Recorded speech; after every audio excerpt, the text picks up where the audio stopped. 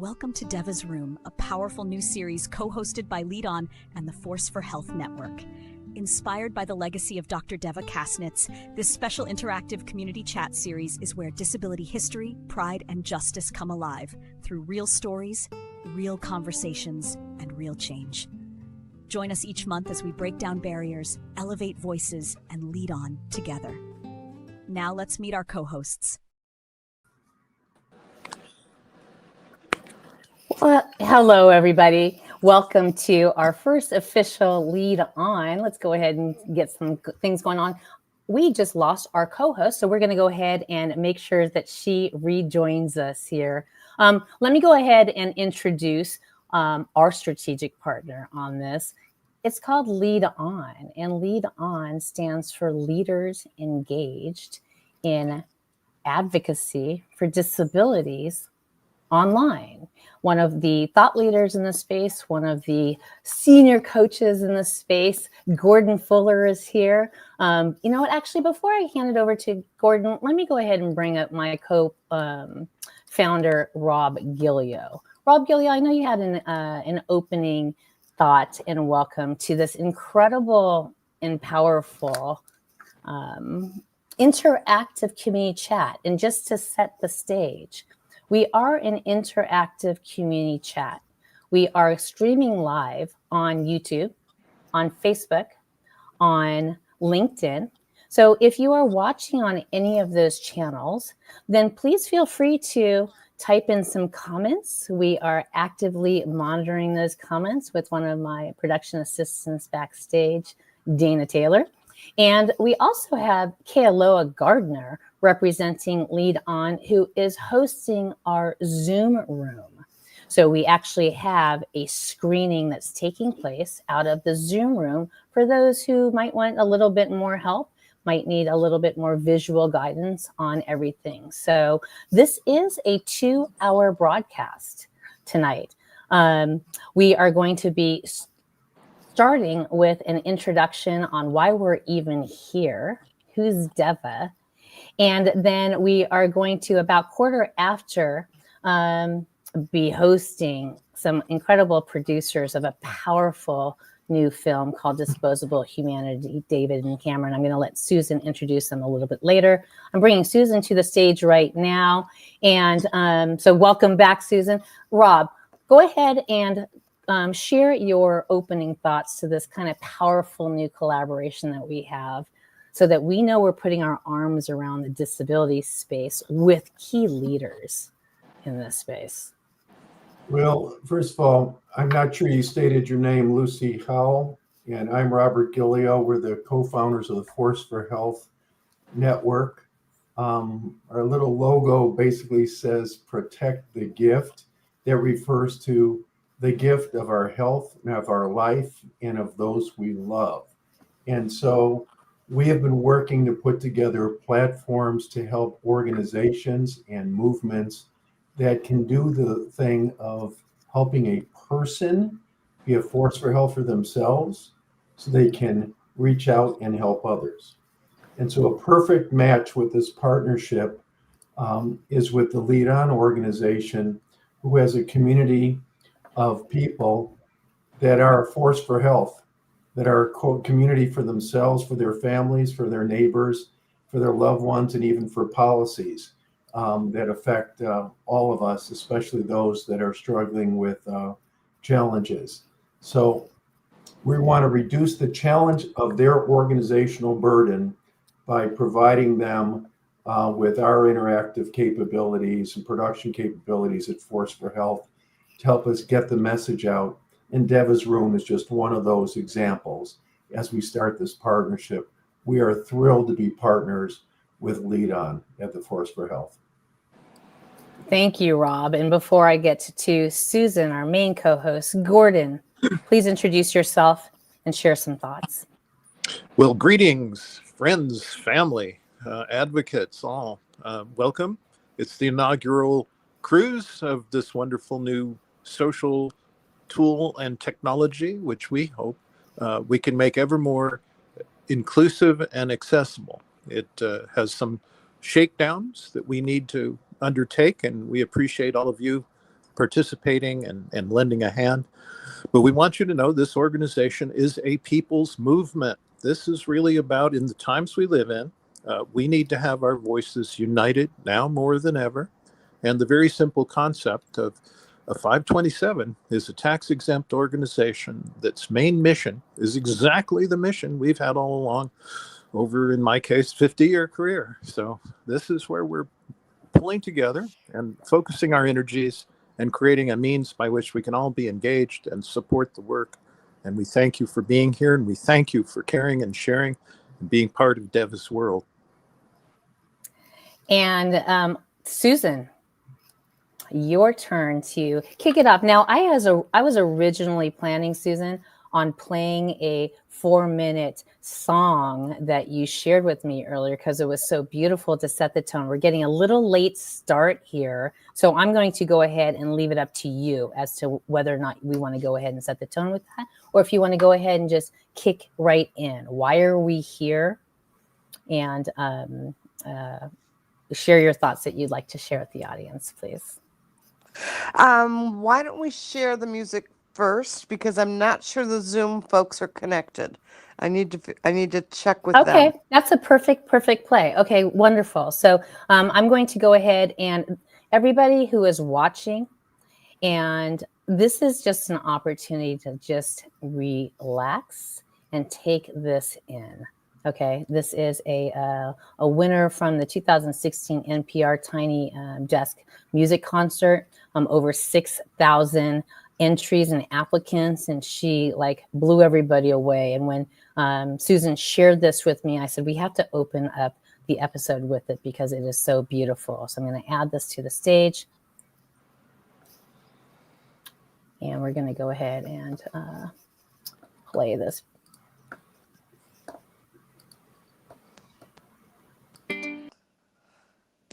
Well, that is one of our troubadours for the disability movement.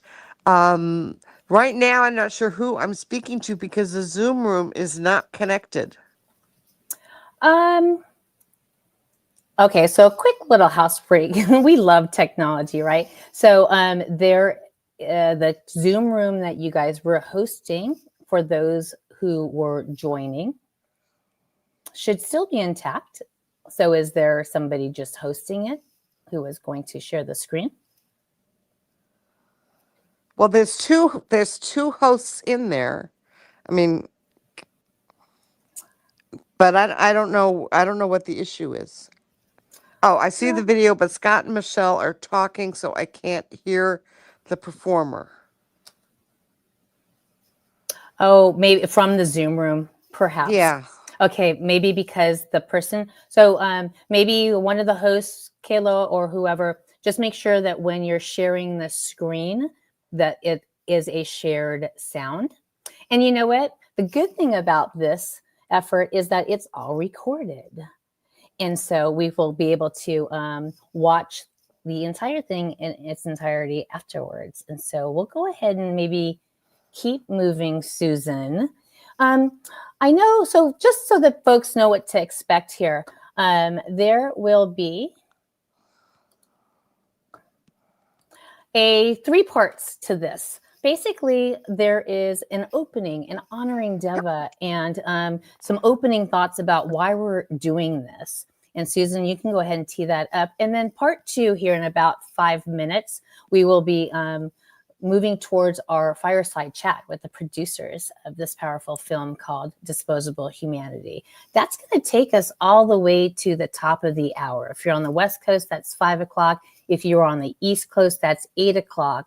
And then since this is such a special, honorable launch for Devva, we are going to dedicate the entire second hour to simply playing a replay of reflections from her Shiva a few months ago after she passed away. So that is the agenda right now. And I will take it back to, in working the last couple of weeks with Gordon and Susan here, this just resonated when they kept saying nothing about us without us. So we grabbed that to kind of help set the tone.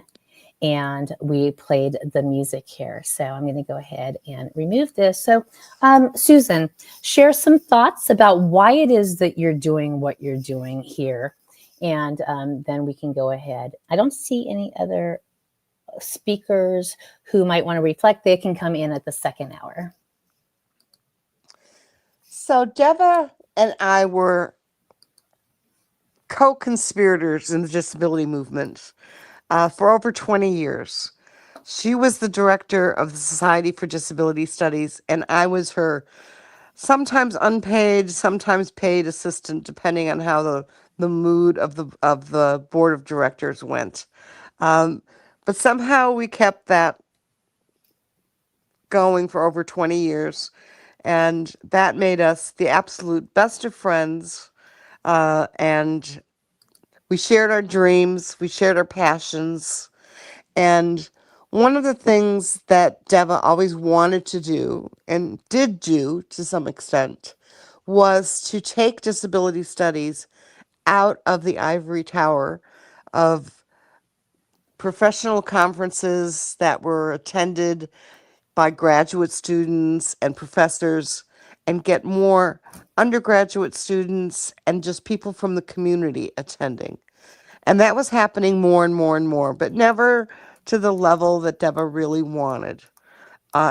One of the things that Devva did was, my son has Down syndrome and speaks essentially like a toddler. She and I and one other person presented at a Society for Disability Studies conference about communication. So my son and another person's sister really were the first known people with developmental disabilities with extreme speech impairments that presented at a professional conference. And that was the first time we did it again. First one was a test, sort of like, but this is a test. But what she really wanted to do was bring disability studies into the community. And I sort of took off on that and have done a number of things in the community presenting just different aspects of disability studies. And upon her death, I knew I had to somehow carry on the work that she had done for so long and was so dedicated to. And so the idea of Devva's Room came about. And having David here is actually wonderful because David, in some ways, David T. Mitchell, represents a lot of who Devva is, because David, too, has been instrumental in making disability studies a powerhouse within the community. David has also, been very committed to the Jewish community's voice being heard. And David's work and Cameron's work is very much dedicated to how people place themselves in the community and how the community responds to them. And it's the perfect segue, Susan, because I went ahead and brought them up. So, let's go into the full introduction of this powerful film. And we are eager to bring them up. So that was a soft introduction. So please, let's move forward and introduce David and Cameron.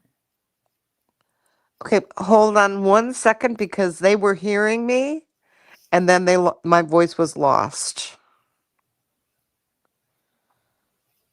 So I'm not sure what happened with that. So the streaming is now okay, but the sound is cutting in and out. Okay, well, Rob's kind of spot checking backstage. He says things are good to go. So let's keep rolling so that we kind of keep this nice and intact, and hopefully we can get those guys. My voice is back. Yeah, your voice never left, Susan. we never lost your voice, Susan. So some of us, it's working just fine.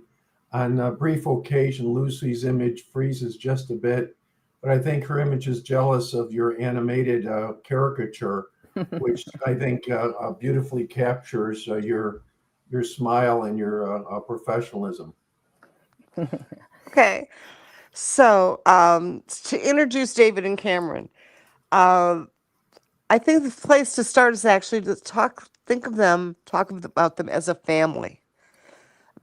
They have been a family that's been present in the disability community since Cameron was a child.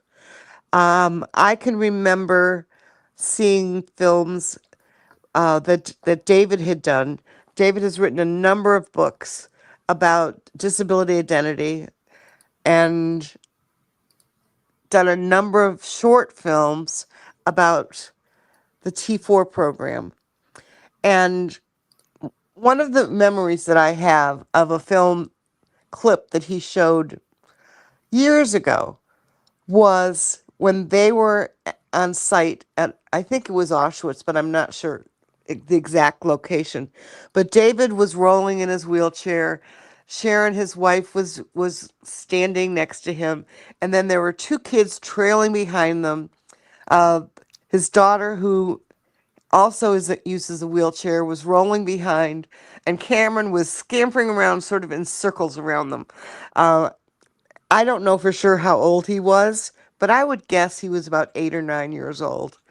And that memory has always sort of signified for me how disability is not a solitary experience.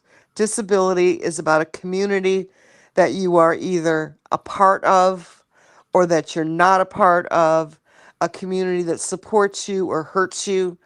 It's a huge dynamic that can be wonderful or it can be horrible.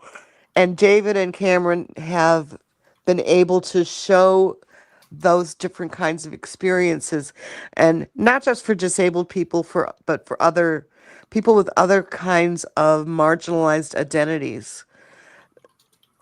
And I think their work, I have been waiting for this film for 25 years.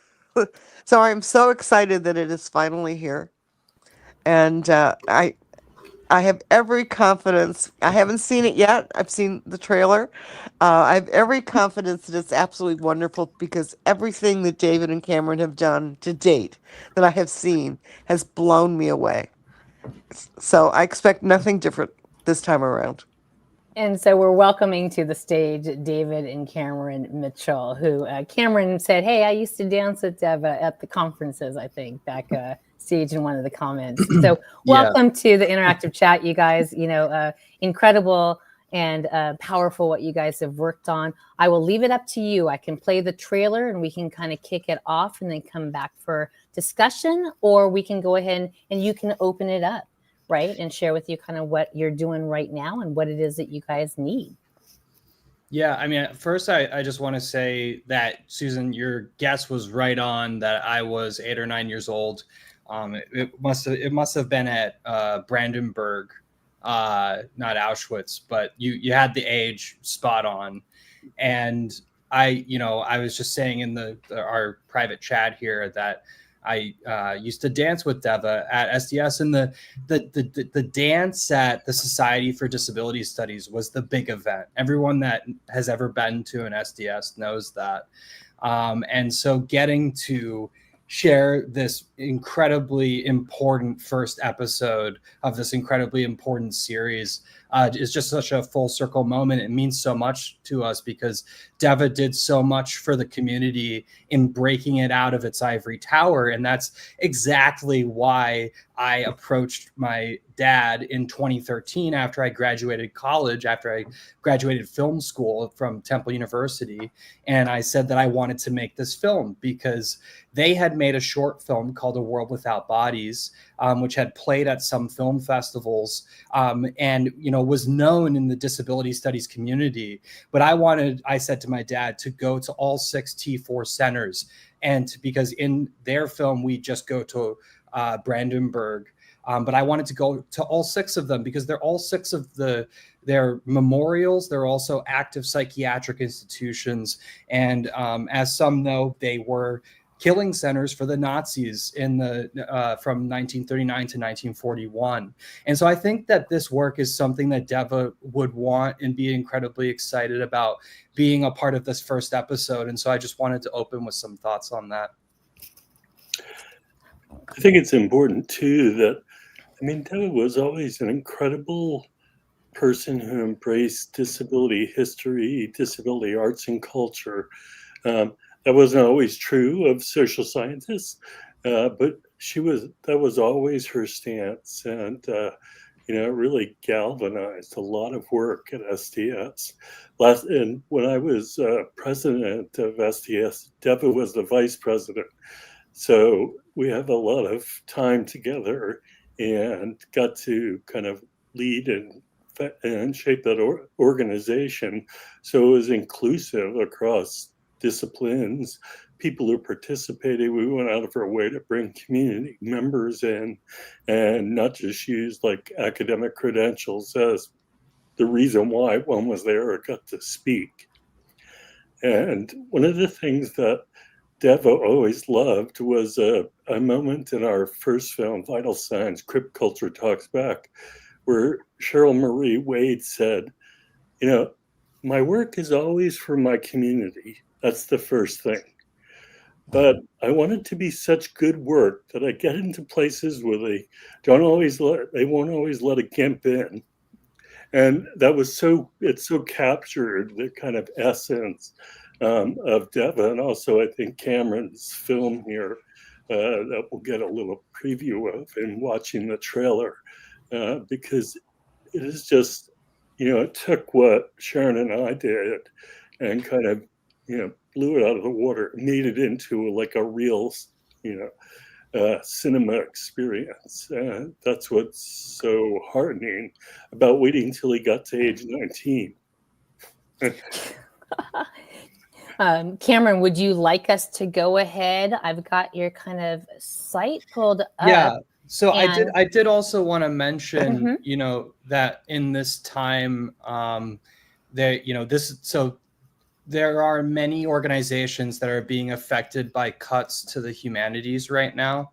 And one of those is a massive organization that supports many other organizations and films, including ours. And that's the National Endowment for the Arts, the NEA. And so artists right now, more than ever, need our support because the arts are under attack, just like disabled people are under attack. And one of the ways that you can do that right now is you can go to our site, and which is disposablehumanity.com, and you can sign up for the mailing list so you can stay up to date on when our screenings are. But you can also, there's a PayPal link, I believe, to donate on the site. And these donations will go towards getting the Disposable Humanity out there, aiding in the screening fees, the travel and logistics, and the marketing of the film, which, I've come to understand as a filmmaker is one of the most important parts of a film is you can make a film, but if nobody sees it, then, it's like if a tree falls in the woods, does anyone hear it? Does anyone see the film? It's incredibly important. And we are a grassroots organization that is looking to collaborate with other speakers and leaders in the community, just like we're doing here with Lead On. And with all of that mentioned, I think now, would be a good time. We can show the trailer for those in the audience who haven't seen it.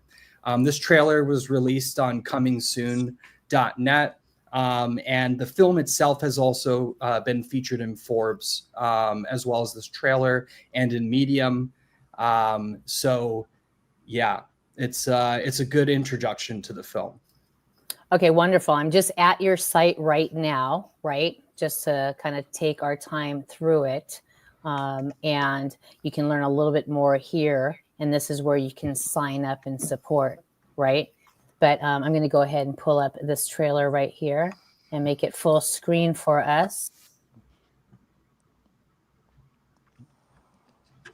Right, let me make this full screen so we can get this. Come on.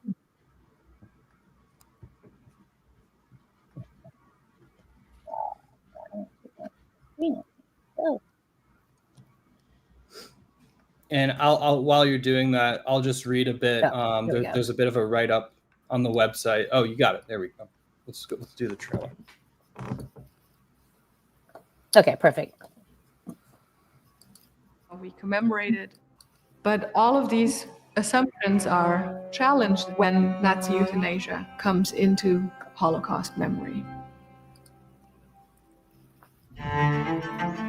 Concentration camp victims or more sympathetic prisoners were seen more as martyrs.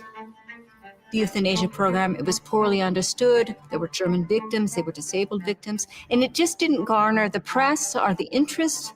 This is a mini golf course over here for when they have visitors. They can go over there and play mini golf. My great-grandmother got killed by the Nazis in the T4 program, the program that killed people who were in psychiatry. It was assembly line production of death in which everyone was complicit. There was basically no persecution. They were put back in high positions. They made careers after that. Who did? The perpetrators. And there are two components about a story becoming tellable, so to speak. On the one hand, is there somebody who can tell the story? And then on the other hand, of course, is there somebody who listens to it?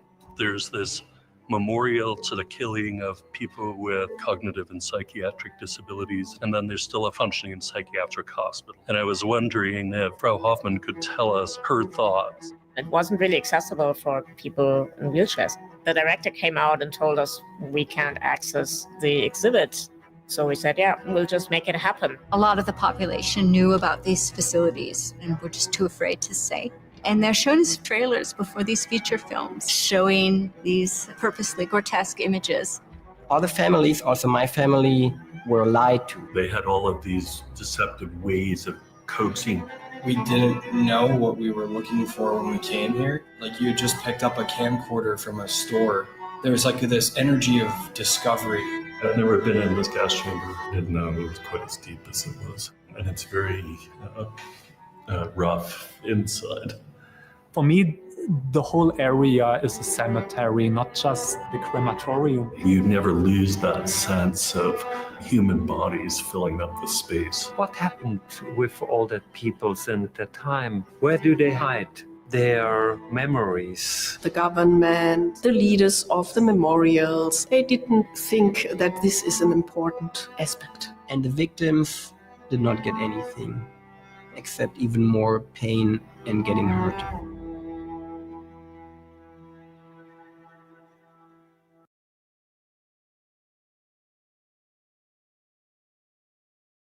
Wow, just bringing everybody back up on stage here after that. And kind of doing, where's Cameron? And I know Rob, and if Gordon wanted to come back up for discussion, but I don't see him back there. So, just powerful, right? Susan, I hand it to you, or else I could easily take over. But this is your exchange. Please lead the questioning here in the discussion with Cameron and David. Well, I know that it's taken 25 years to get to this point from initially, but what has happened along the way that you've learned, that you've obviously you didn't start off in film. I mean, your first adventures in this were not as a filmmaker. They were as a child. Then they were as a teenager. Then they were as an adult. I know you became disabled as an adult. How did that change your whole perception of what you had seen? Well, yeah, that's a great question. And of course, one I'd only expect here because you know me a bit. But yeah, I would say that, disability was kind of a part of my life throughout growing up. My parents would bring me to the Society for Disability Studies conferences. We basically went every year. They would pull me out of school even to go to them at times and travel the world. And so this film is really, it's kind of a time capsule of our family at one time. And in a way, it's also a time travel into now and kind of this interdependent family, this Mitchell family that, for those that are familiar with, my parents' work, David T. Mitchell and Sharon L. Snyder, they've written about me even as a child in their book, Narrative Prosthesis, which is one of their best sellers.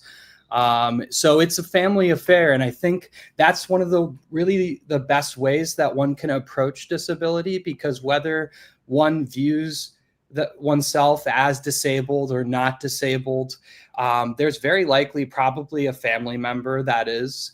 And how that family unit functions is very important to inclusion in many situations, which, I've carried.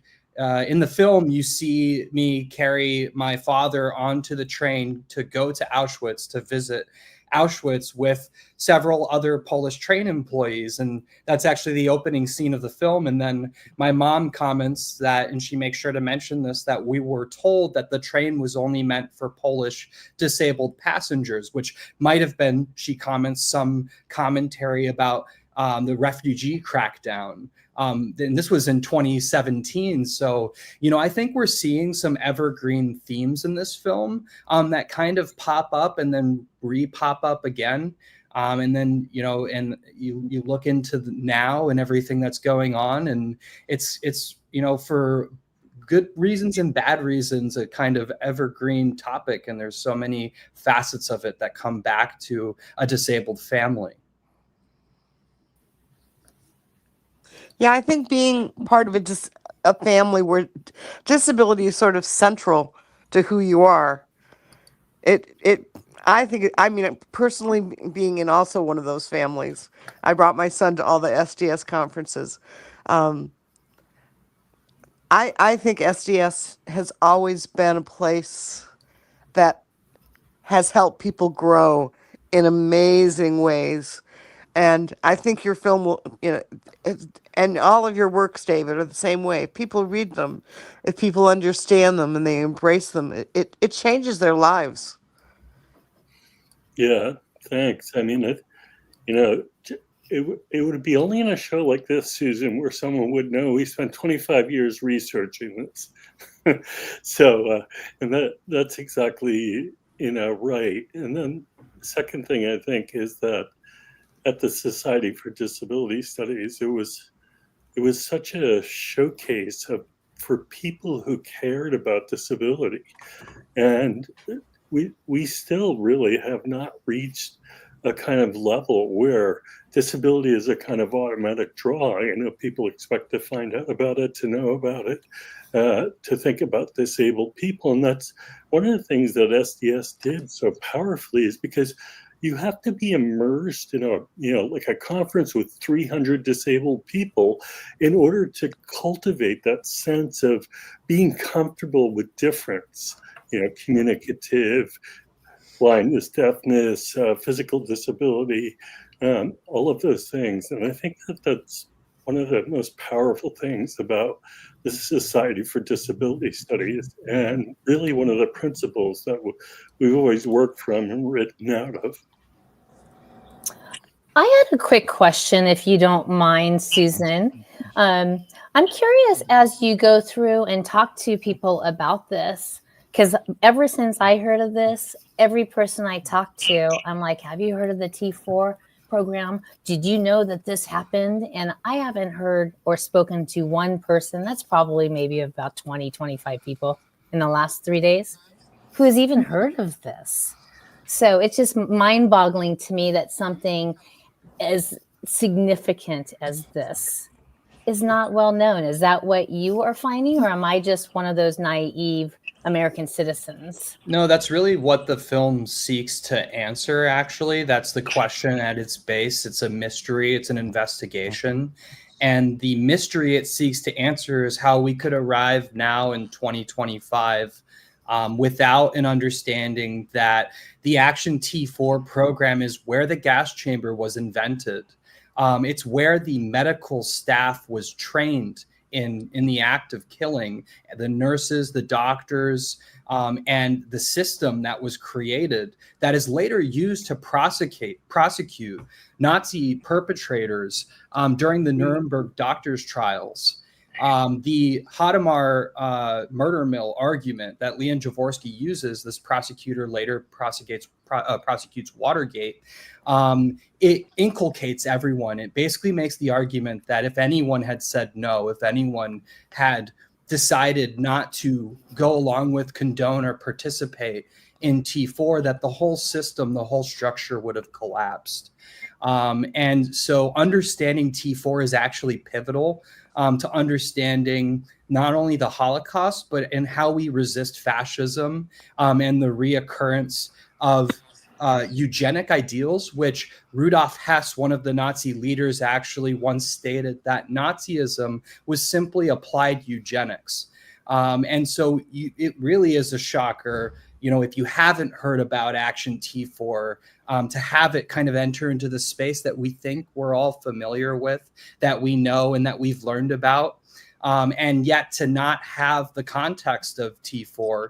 And so that's really the goal of the film is, it's obviously there's not an easy answer. It's a multifaceted one with many reasons why. But, if I were to sum it up in just one statement, I would pick that, disabled people were the first victims to be mass slaughtered by the Nazis, and they were the last to be commemorated with a memorial in 2014 in Berlin. The T4 memorial is erected and open to the public in 2014, and it is after the memorial to murdered Jews, after the memorial to gay and lesbian victims, and after the memorial to Roma Sinti victims. I open it to the floor. I have Gordon back to the stage, and Susan and Rob. So, and David, of course, if you'd like to, this is part of the round table portion of it. So, Gordon, any thoughts? Dr. Rob, Susan? I'll jump in here. First of all, I want to say thank you for your work researching and making this film. Thank you. It's important work, and this is not a disability project. This is a humanity project. This is not a Mitchell family problem. This is a humanity problem. Mm-hmm. I mean, as I watched my text message come in from my daughter, who was a surgeon, telling me about what's happening with congressional budget spending for Medicaid on the bill that just was passed outside of committee to then go to the floor, dramatically cuts funding for Medicaid. Well, Medicaid is us with our disabilities. Where it's all disabled people, or when you're sick, you're at some level of disability, maybe not permanent, but it's a subtle thing if society lets us stop funding those programs in the arts or in healthcare that are getting somebody the care they need, the supplies they need, the wheelchair they need, the hearing aid they need, etc. So thank you. I think you're going to do a great awareness. Before this started, we talked briefly off camera for the public, but I just wanted to say that I'm motivated enough. I put in the comment, I went to your website, which Lucy put up here again. I registered for your newsletter. I haven't yet donated, but I gave you my phone number. I'd like to make a call to the Skokie Holocaust Museum, a community where I grew up, where half of my neighbors were Jewish, and actually half of my grandparents were too, but I didn't know that till my mom was 80 years old, because she was hiding her Judaism from us so that this doesn't happen again. And so I guess what I'm saying is, anyone else who's watched this on LinkedIn, any of the other media, if you have a place that this film can be staged or screened, whatever the right word is, reach out and get it on more screens. This has to be seen widely. Thank you, Mitchells. Thank you. I think you're right to point out that it's a humanity project. It's a human rights project. And I think in times like these, we often wonder, when is the time to step in, or who is it affecting? And disability is the only identity that can intersect any race, creed, religion. It can affect anyone. And so I think if you understand that, and then you understand that the director of Health and Human Services right now is saying that they're not a reliable source of information, or that they aren't supposed to provide guidance about vaccination for measles. That is a position that historically has had to do this, has had to provide information. And then also knowing that they have proposed or suggested that they will find the cure for autism by September. And in the same hand has said that people with autism don't live fulfilling lives, essentially, that they don't pay taxes or have dates, which we all know to fundamentally not be true. These kind of disparaging acts against disabled people are the exact type of language that is used when making eugenical arguments. The government needs to have a scapegoat. They need to have somebody to target. And that's why understanding that in 1933, the Nazis passed the sterilization law against the hereditarily ill in July. And they cite California directly as inspiring them. California is sterilizing people at the time. The US goes on to sterilize over 60,000 people, but there were forces that could limit and end forced sterilization in the United States. But the Nazis actually, basically, we export eugenics to Germany and enable the passing of their own laws, which aren't checked or fettered. And it's a key pivotal moment in history. It doesn't start just with T4. It starts at the very beginning of their administration. And knowing this history, knowing these facts, knowing what's required to set up these systems is incredibly important in pattern recognition. You know, Mark Twain once said, history doesn't repeat, but it rhymes. And so that's why you're seeing many disabled people in the courts right now protesting and showing up. People from the ADAPT movement were arrested in the past 24 hours. So, if you're wondering when to get involved, it's now. It's affecting all of yesterday. us. Yeah.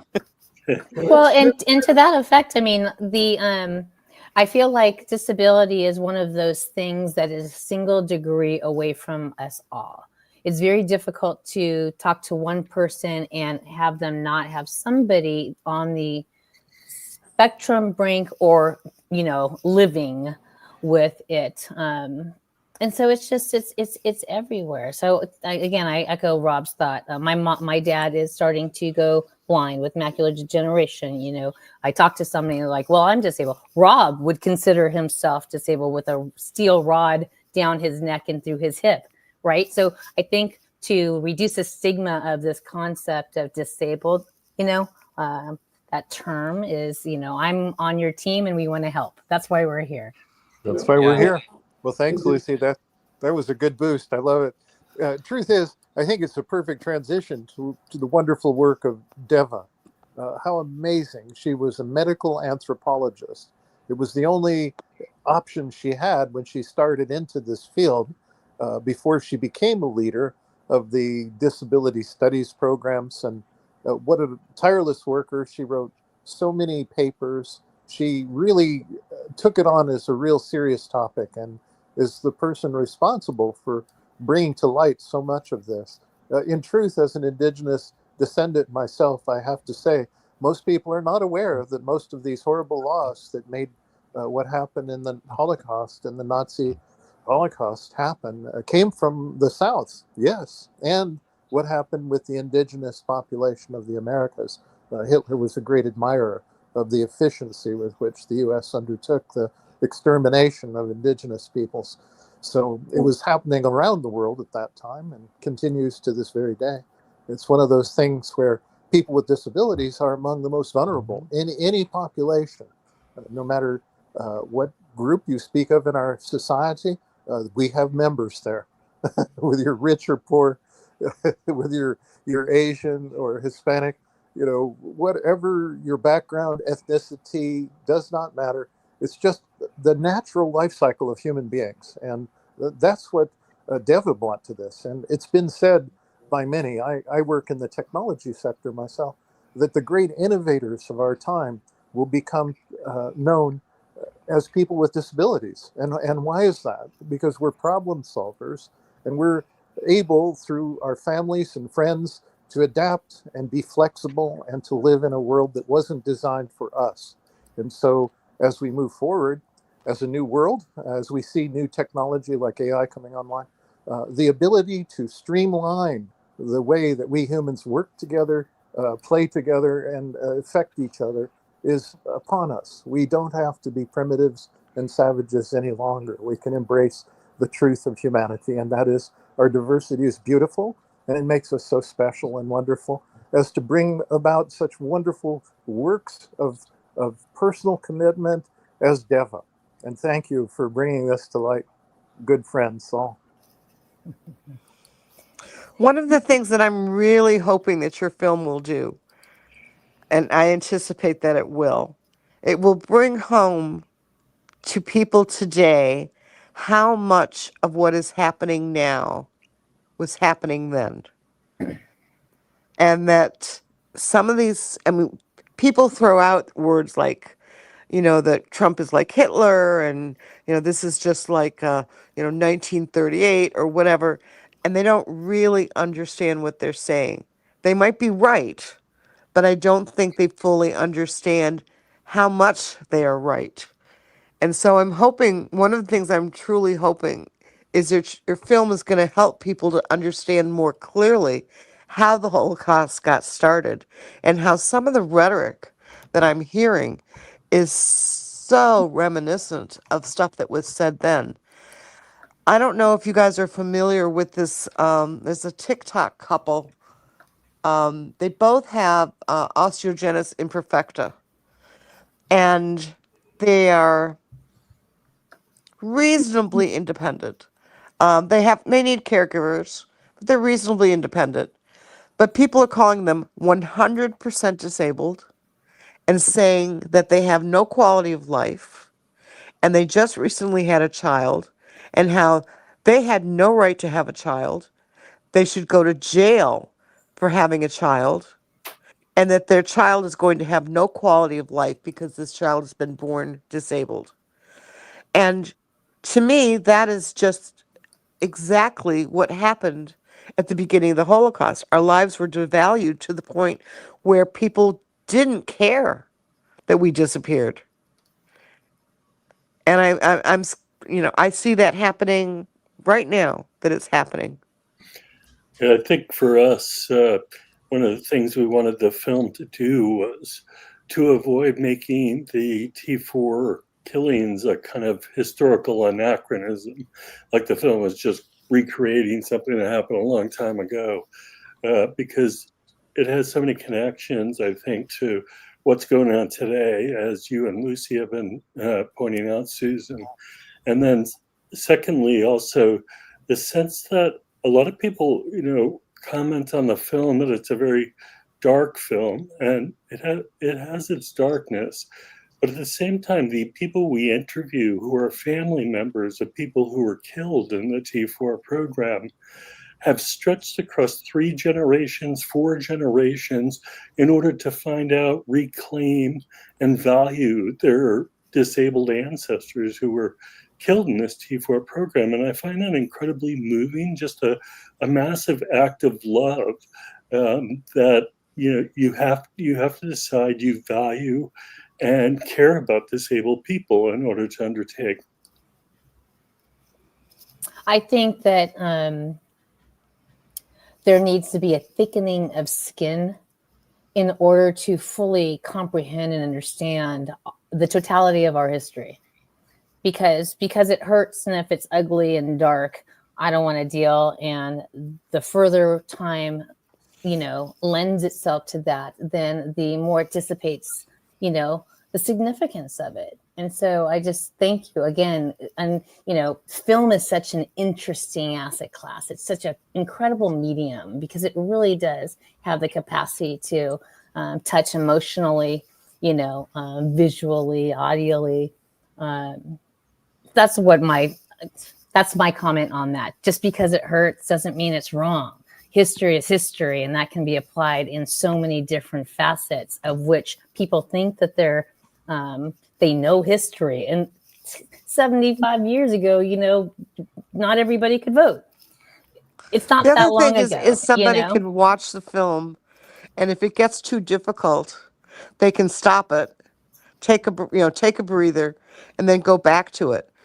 That's the beauty of film, that when it's a really maybe a tough film topic, you don't have to swallow the whole thing all at once. Maybe a film that we watch on our laptop, but we are actually very strong proponents of the film being viewed in theaters, because it is a cinematic experience. The entire film is a moving camera, and a living monument. It's a moving monument and memorial, much like the artist Andreas Knitz's work, who we highlight, who designs the Gray Bus Memorial, which is described as the first moving monument in history.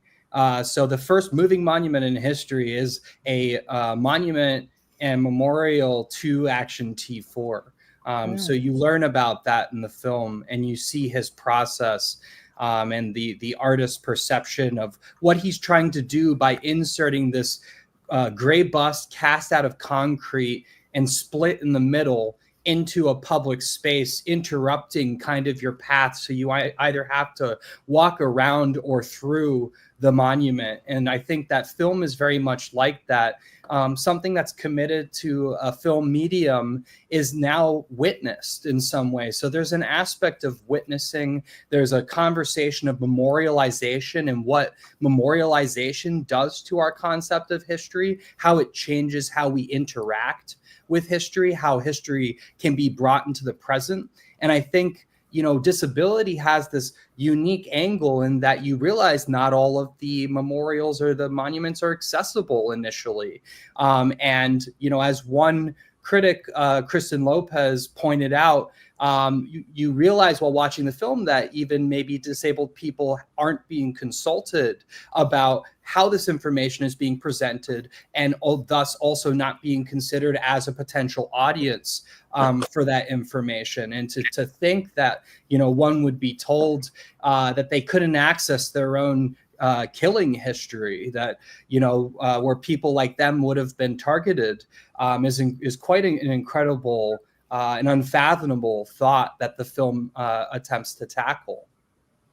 Well, one of the things that Rob and I got excited about when we met Susan and Gordon was this concept of gamifying the consumption of content, because we feel like if you've got the Disposable Humanity basic badge, then I know that you actually watched that film and that you are probably a different person for it.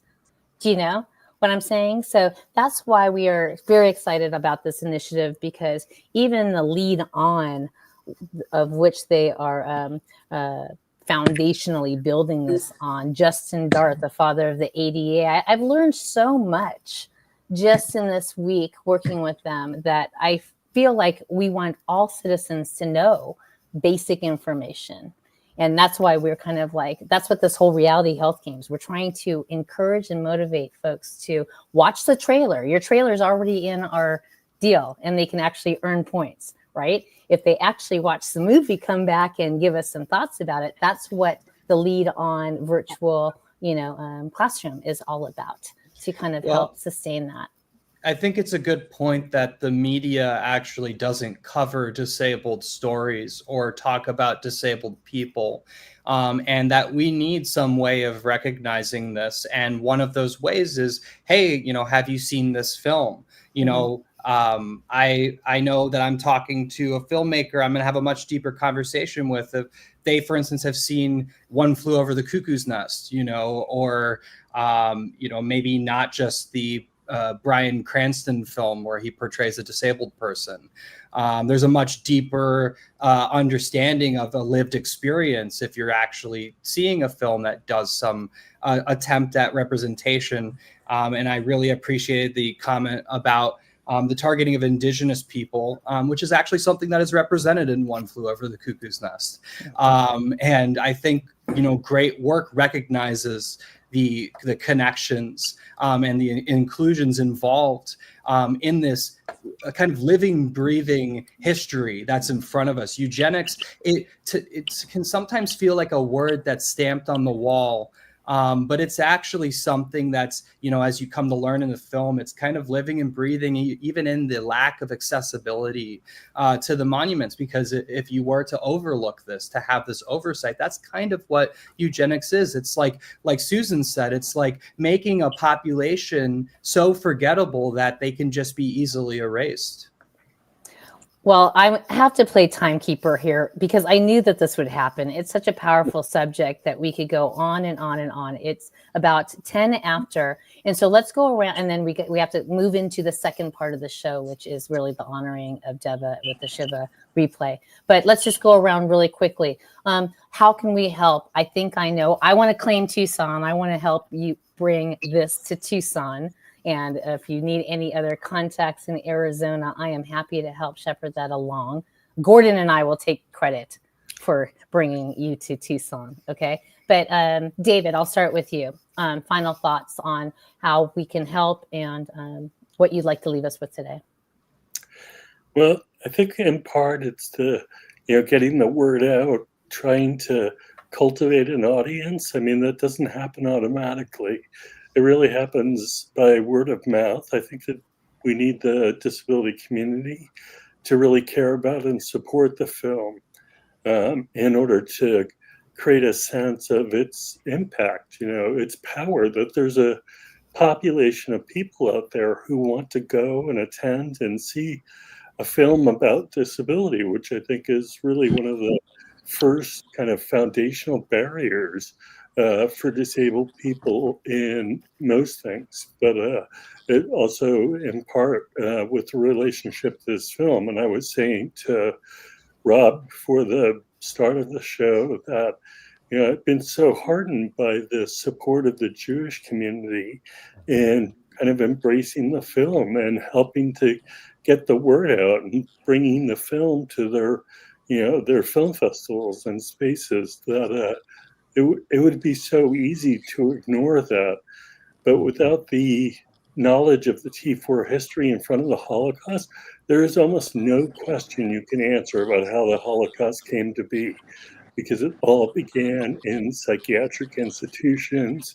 It impacted every single aspect of the Holocaust and how the Holocaust came to be, and how it developed from going to Poland, from the cultivation of, the technology of mass murder in psychiatric institutions, the hiring of the staff who were rented out to the Holocaust killing centers from the T4 killing centers in order to run the genocide there. It's just, we can't even answer the question of where gas chambers came from without the T4 history before it. Yeah. So I just to leapfrog on that, I think we need to show this film in as many places as possible, because education on disabled people, on eugenics, on fascism, it's at an all-time low. We might say these things, we might say that we think we know, but we don't actually know. So we actually like to say that this film is a film you think you've seen before, but you haven't. And that know your history is very important in being a full and well-rounded person who's ready to approach and address the contemporary issues of today. And so that's very much the argument that this film makes. And I actually just wanted to read really quick, so you don't take it from me, but take it from Kristen Lopez, a top critic on Rotten Tomatoes, who said, Mitchell's goal with his documentary is twofold: to detail the ignored and under-discussed euthanasia of disabled people in the lead up to the more well-known final solution, and explore how the continued stigma surrounding disability means the goal of memorializing it is non-existent. This stigma is represented in the movie's first scenes, as Mitchell and his father travel through Germany to get to various locations in the film, coming up against non-wheelchair accessible locations and transportation. Without saying it, if countries cannot even make it accessible for disabled people to travel and visit, there is no one to really check whether disabled history is being told accurately. So we really made this film in order to make T4 accessible to everyone. The film has audio description, it has open captioning, and this film is really meant to open up because the T4 centers are all sparse in kind of positioned all around Germany. Like if I were to show you a map of Germany, all 6 T4 centers would basically cover the entire landscape of Germany, and then into Austria and into Poland.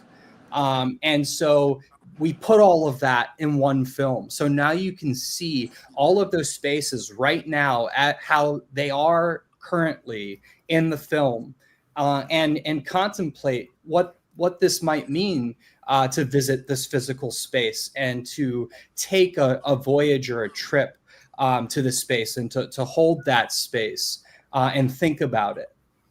So, and we just invite you to visit our site and sign up and stay in contact with us. Our next dates that we have that we are allowed to announce currently are that we will be screening in Salt Lake City, Utah from June 10th through 12th at the Salt Lake Film Society as a part of the Slam Dance Unstoppable on the Road tour.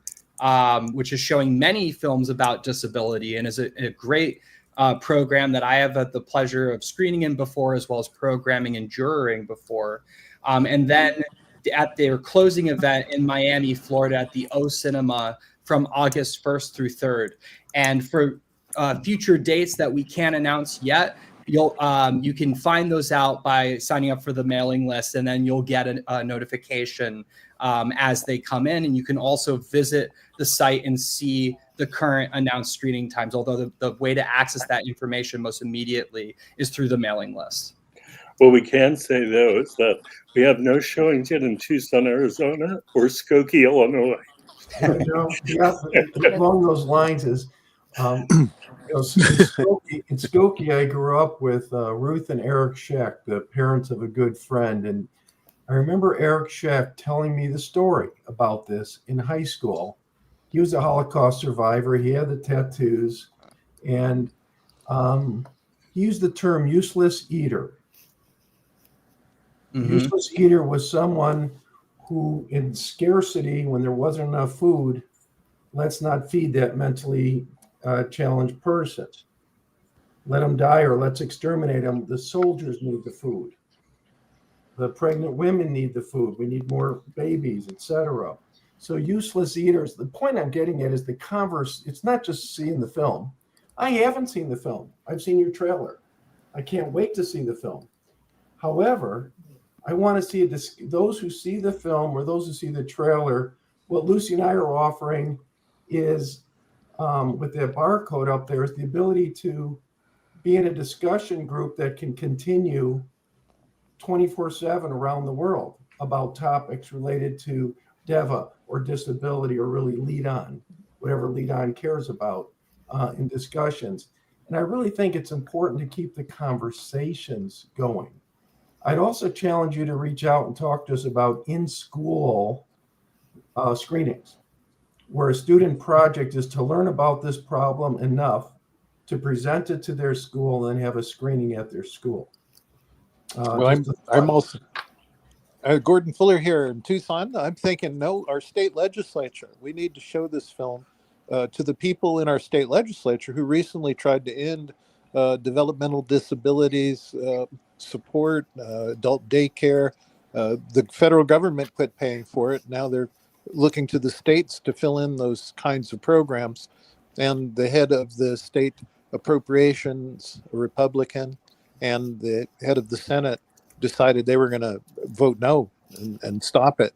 But it prevailed, and the governor signed a veto on what came through.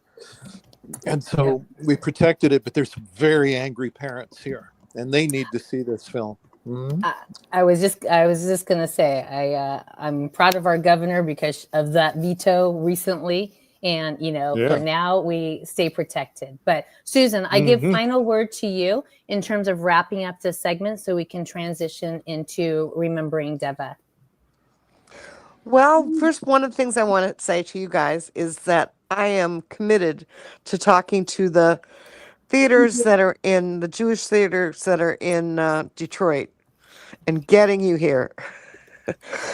The DIA may be a long shot because they plan their films so far in advance that might be able to get you on the schedule, but might not be for 2 years. Whereas I think the Jewish Community Center or the Holocaust Memorial Center might be able to get you in much, much, much sooner. So I'm gonna look into that. I'm gonna and follow it up until I get you a date, because I think this film could change lives. It could change a lot of lives. And right now, people with disabilities are struggling through, I think, for most of us, the most difficult struggle of our lives. We have a government that does not care about us and is proving it in every cut that they're making. And I think this film might very well help them see the harm that they're causing and have them rethink. And so I see it as something that Devva would want done, I need to do for me, because I would be the first on their chopping block. So this film means so much to people with disabilities, far more than they even can comprehend, I think, until they actually see it. So we need to get more people to see it. And however that is, if they're seeing a clip of it and that motivates them to, to drive a little further. The one thing I'd like you to think about is the fact that there are some of us, like me, who cannot leave our homes, that can never leave our homes. So it doesn't matter where the film festival is, we can't go.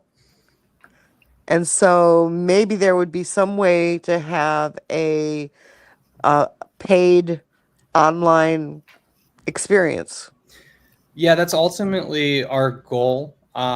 We need a distributor to make that happen. I will say that there are several things I can't talk about yet, events with the film that are potentially in its future, where we've discussed a geo-blocked, a localized screener of the film for more accessibility, because our focus is very much accessibility with this film, as I mentioned before.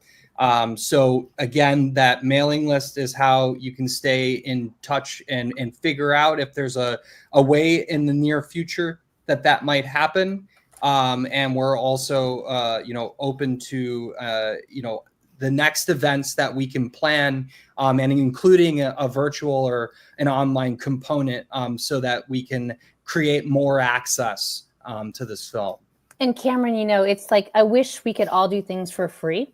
But the fact of the matter is filmmaking is not cheap and we need to sustain. And so that's why we have to find ways to find new revenue streams. So I want to get with you guys afterwards, because I know the Force for Health, we could absolutely show your movie behind the paywall and go ahead and get that revenue stream for you as an easy way to not have to wait for that. So let's talk about that later. You don't have to, you're like, I don't know about that. But I mean, if it is, our goal ultimately is, we want to show this at the UN, of course. We want to show this in Congress, of course. We want to show this in Parliament.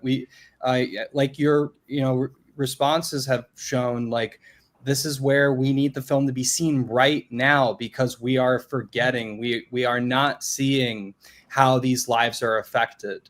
And we saw some of that in the past 24 hours with the protests in court.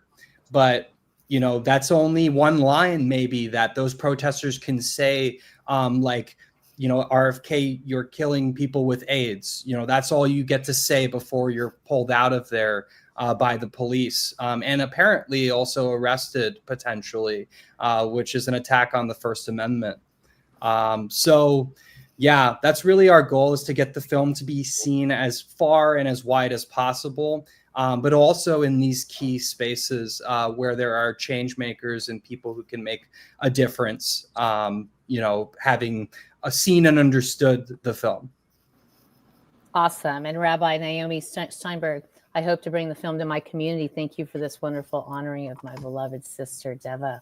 Wonderful. And that's actually very transitionary now. So David, Cameron, thank you so much for joining us.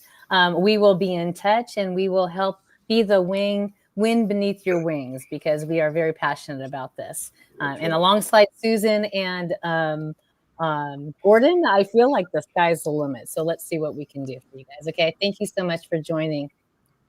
Thank you, Lucy, Susan, Rob, Gordon. Really appreciate it. Awesome. Okay. Take care. Thank you. And you're free to stay on for the Shiva if you like. And Susan, so the, I'm going to just kind of add this to the stage. We've got, again, Force for Health teaming up with Lead On, these coaches, these national coaches that are kind of grabbing things by the rein, and we're going to push through and make some things happen. So moving into the next segment is really going to just be a play back of the remembering and reflections of Devva Shiva. But we also have some folks that are watching now. Rabbi, who just commented, I want to get her a speaker link so we can bring her in if possible. Yes, that's Devva's sister. I know, exactly. Rabbi Steinberg, you are watching from YouTube. Can somebody text her the speaker's link if, in fact, she wants to come on and be part of this opening segment? Oh, she's got it. I sent it to her. Okay, got it. I don't see her in the back yet, but I see her picture. Well, so she's commenting. She's actually watching from YouTube. Oh, okay. And okay. Interpreter is on. So live and learn. This is our first deal. So everybody is doing something new for the first time. And so I'd like to go ahead and also offer to the screen. Now, moving forward, there will always be a sign interpreter on the screen. So thank you so much for joining here. Susan, would you like to go ahead and open up now part 2, Remembering Devva? And you let me know when we'd like to tee up the film. And if Rabbi comes in, I will definitely bring her to the stage.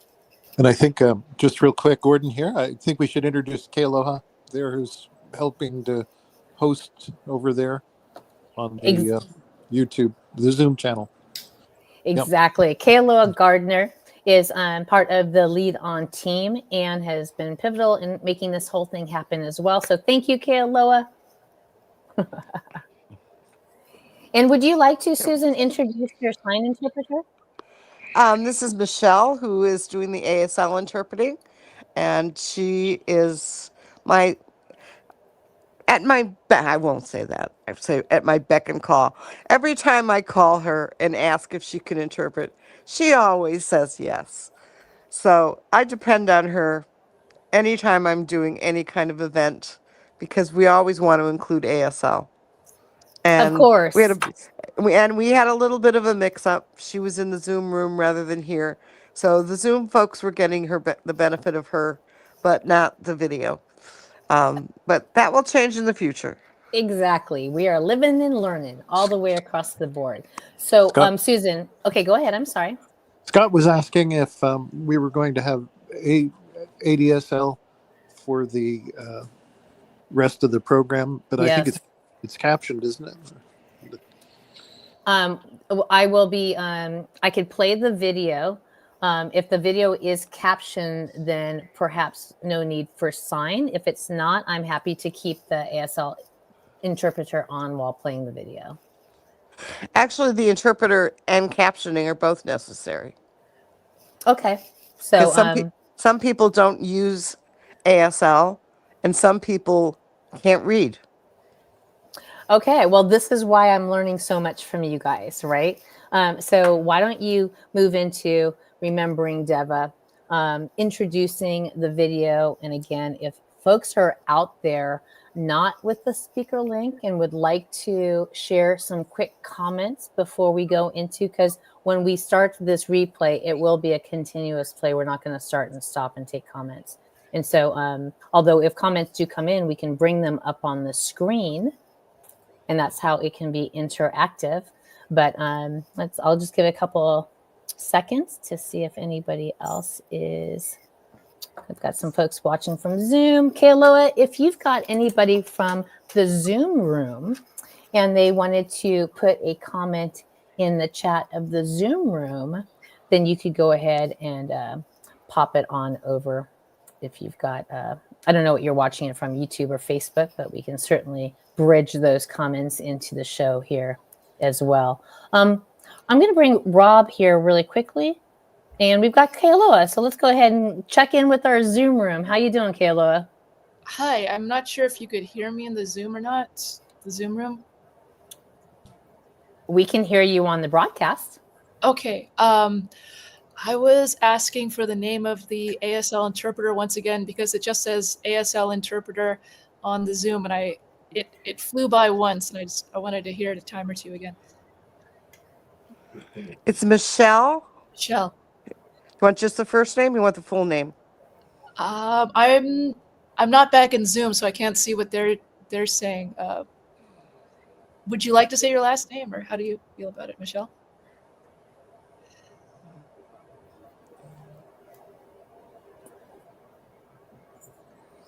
Someone would need to. Oh, wonderful. And we've got Jen here as well. Yay. So I will be bringing her to the stage, and Susan can go ahead and would have to know how to speak and sign also, right? Susan, do you know Michelle's last name that you could share? Otherwise, you are Michelle, the ASL interpreter. Well, I just want to say that Devva's death came as a huge, unexpected, heavy thing. Devva had been sick through the fall, but not so sick that we were worried, that worried. We knew she was sick. She'd get better. She struggled a bit, but she kept on. 1 week before her death, she was actively involved in planning with me. And then she went to the doctor, and she discovered that she had terminal cancer, and it took her in a little over a week. So it was so sudden. There was no time to prepare emotionally then. There was no time for her to prepare, which is a really sad part of her story at this point, is that she has volumes and volumes and volumes of amazing artifacts. And she had great plans for what was going to happen with them, but had never actually implemented the plans. And so now she doesn't get to be part of that process. Instead, it's going to be some of us in the disability community and her family that will be doing that process. And I'm hoping Devva's room will be part of that, because people who have been important to Devva are going to be making presentations over the next year and beyond. And we're going to be honoring who she was. And she had a Shiva that was done online. And all in all, we had 60 people come in or out of the Shiva. We had about 30 people actually speak. Some came with prepared speeches. Some came just off the cuff, said what they wanted to say.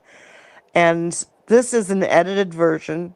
It is, I can't remember how many we did, about 8 different people that were important to Devva's life and represent different aspects of her life that sort of tell the story of her life, but not completely.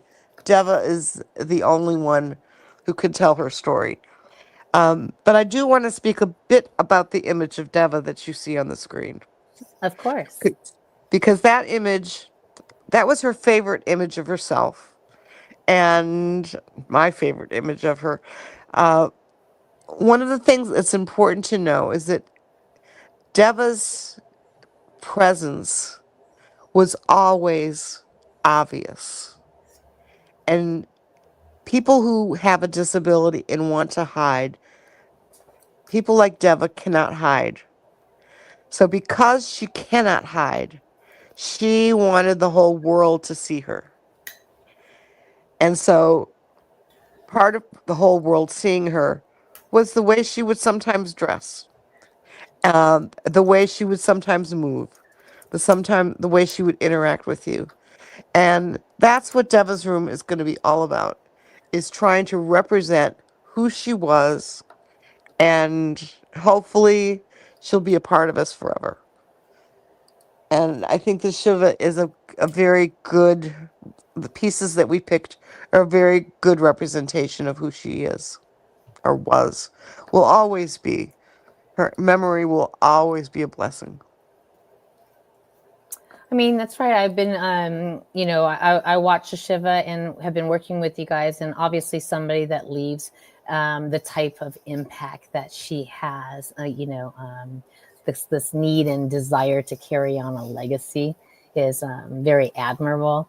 I thought maybe before we went into this, I'd like to go ahead and share the topics of speakers that you've lined up, right, for the next several months as a part of this Devva's Room special series here. Do you mind if I go ahead and just kind of tease folks on next month, just in case some folks if you want to go through it, go ahead. I'm just going to go ahead. I can do it. Oh, go ahead. If you've got it, I've got it pulled up. I was going to go ahead and read through it. Can you pull it up on the screen so people can see it? It's kind of on my Airtable. Okay, no, never mind. That's okay. So next month is going to be, what is disability studies? Because there's definitely there's really no controversy about what it is. There's misunderstanding about what disability studies is. So we're going to have Mark Friedman and Blake, the other name. I'm sorry. I can go ahead and read it if it's just easier. Let's say we've got June 11th, Mark Friedman and Ruthie Berry Beckwith with What is Disability Studies? And then Laurel Dean will be joining as well with content on ableism and activism during the founding of America. What I love how you did about this, Susan, is you really tied in the historic components of here, right? The following month, July 9th, Brenda Jo Brueggemann and Rose Marie Garland Thompson and Georgina Klege, no longer the only one in the room. And that refers to, in part, the idea that as a person with a disability, many of us grow up alone in our disability. We grow up without a community. It's only when we become adults that we are able to leave our families. I mean, not necessarily leave them completely, but that we can find people like us, or not even like us, but just people who understand what it is to be disabled. And the historic context on that July 9th episode will be featuring Lucy Barnhouse with the medieval disability history. Right? Yes, and she may change her mind, but at the moment the plan is she's going to talk about Robin Hood and his merry men. And what many people don't know is Robin Hood had a disability, and that most of his men were not actually men, they were women. And nearly all of them had disabilities of some sort. Okay, the following, I'm trying to get through this quickly so we can get on to, so the August 13th, we've got Jennifer Mankoff with Disability Studies Informed Perspectives on Technology, and Kim Nielsen with Disabled Women Suffragettes, which is close to my heart. So again, those are the topics for August. Should I keep going, or did you want to say something to that? No, you can keep going. Okay, September 10th is going to feature Anthony Tusler with Disability in Music. October 8th will feature Marcy Roth, People with Disabilities and Disaster Relief. So Marcy Roth. discussing people with disabilities in disaster relief. And that will be coupled up with Sammy Shock, Black Disability History. In November, we will be featuring Elaine Gerber with Reproductive Justice and Leroy Moore with 10 Principles of Disability Justice. And rounding out the 2025 lineup for the first season of Devva's Room will be on December 10th with Simi Linton and Riva Lair, the disability depiction in art. So again, this will be on the same time every, the second Wednesday of the month moving forward. And that's just something to look forward to. I do not see any other of the speakers who have joined. Would you like to say anything else, or would you like me to go ahead and tee up the Shiva? I'm just going to say that the speakers that I can't even say I chose them. I put the word out and said who would like to do this. And I got an amazing response. So the people who are speaking knew Devva. It's not just people who happen to be important to the field. They are people who actually have had a relationship with her. So just like David and Cameron had a relationship with Devva, so do all these others have had a relationship with Devva. Well, wonderful. If I'll go by your direction, I will go ahead and tee up the film. Like I said, it is about an hour. So you can feel free to take breaks before, during, and after if you'd like, but it will play continuously. We will be here in the backdrop and in backstage. So if there are comments made online, I will capture and I will post to the screen while the movie is playing. Otherwise, feel free to add your comments in all of those platforms. We will get them and we'll respond to them. For those of you who will be fading early, if you go to theforceforhealth.com, or you can take that QR code right there. We are partnering up with Lead On. It is free to join the community. So they are hosting a community with us as a free landing place. Think of a Facebook meets a online training academy. So that's what that is.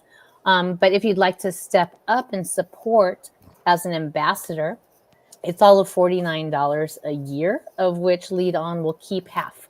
So that will open up some opportunities to have access to some more premier tools, get access to some kind of premium webinars and challenges along with Susan and Gordon. But that's just our way to kind of step up and try and give back and help try and raise some funds. We are donating all of the production period and time and efforts here as a way to kick this off. And we're also donating for free the first 50 seats. And so we will keep that VIP seat open until we fill it up. And then it'll be $49 a seat, and half of it will stay with Lead On to support disabilities like this. So without further ado, Susan, would you like me to go ahead and tee up? Sure, go ahead. Okay, wonderful.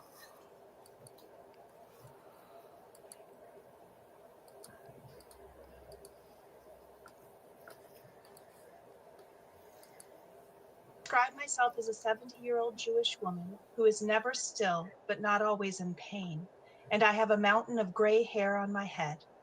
I'm wearing silver grape earrings and a dress painted with flowers.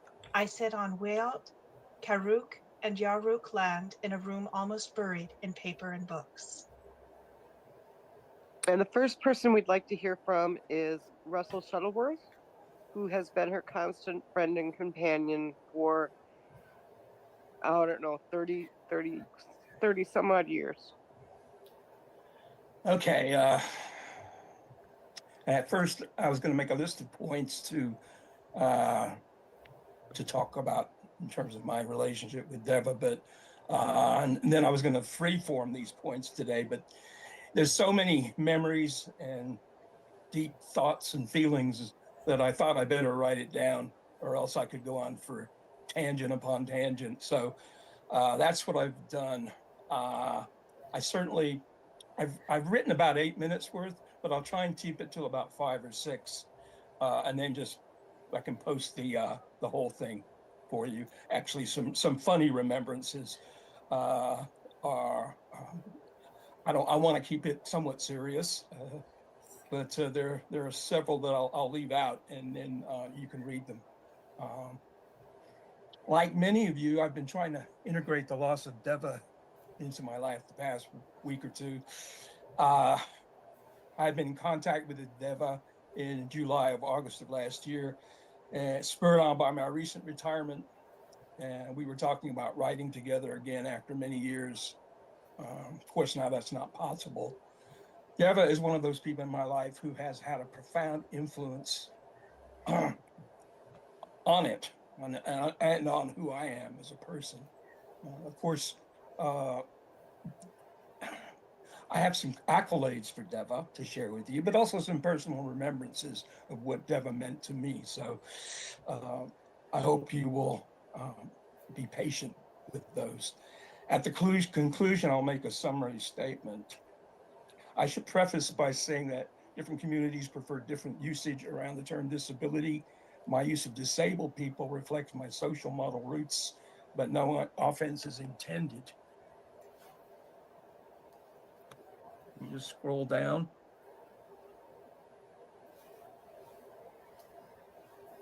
I first met the amazing Devva Kasnitz during the initial year or so of the medical anthropology doctoral program at UC San Francisco, Berkeley, I was enrolled in. It was during the course Stigmatized Health Conditions taught by Joan Ablon, probably in the 1990-91 iteration.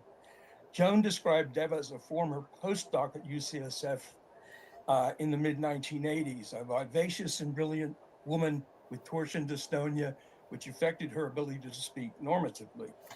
Joan often invited Devva to be a guest speaker in her class to talk about the stigma she as a disabled woman faced, the social barriers she experienced, and the burgeoning disability movement. Unfortunately, the year I took Joan's course, Devva was unable to grace us with her presence. Several years later, I was contemplating switching dissertation topics, having worked as a personal assistant for disabled men in Berkeley community for many years. I was being swayed by their talk of social barriers and finding intimate and sexual relationships. My thesis advisor, Linda Mittner, suggested I talk to an expert on disability research in the San Francisco Bay Area, none other than Devva Kasnitz, who now worked as the research director at the World Institute on Disability in downtown Oakland. I set up a meeting over the phone with an assistant, and on the appointed day and time showed up at Devva's office. Although both Joan and Linda had mentioned Devva's sometimes difficult to understand speech, I struggled to understand her during that first meeting. Looking back, while there was partial help from an assistant, for much of the meeting, Devva and I were alone. She was very patient and would repeat words or phrases over until I pretty much understood, albeit I must have feigned some understanding during that first meeting. One thing that helped me, I recall, was her exaggerated body movements, which seemed to assist in my comprehension. About 30 minutes into the meeting, seemingly to illustrate a point she was making, Devva lurched gracefully to the floor, began squirming and rolling around, giggling nonstop. At which time, an almost transcendent feeling swept over me as I finally realized her point that she was trying to make.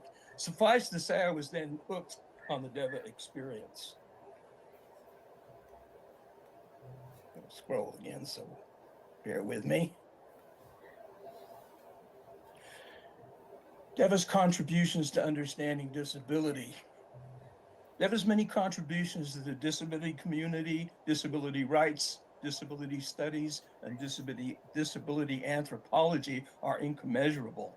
And I certainly cannot do justice to even a smidgen of them today.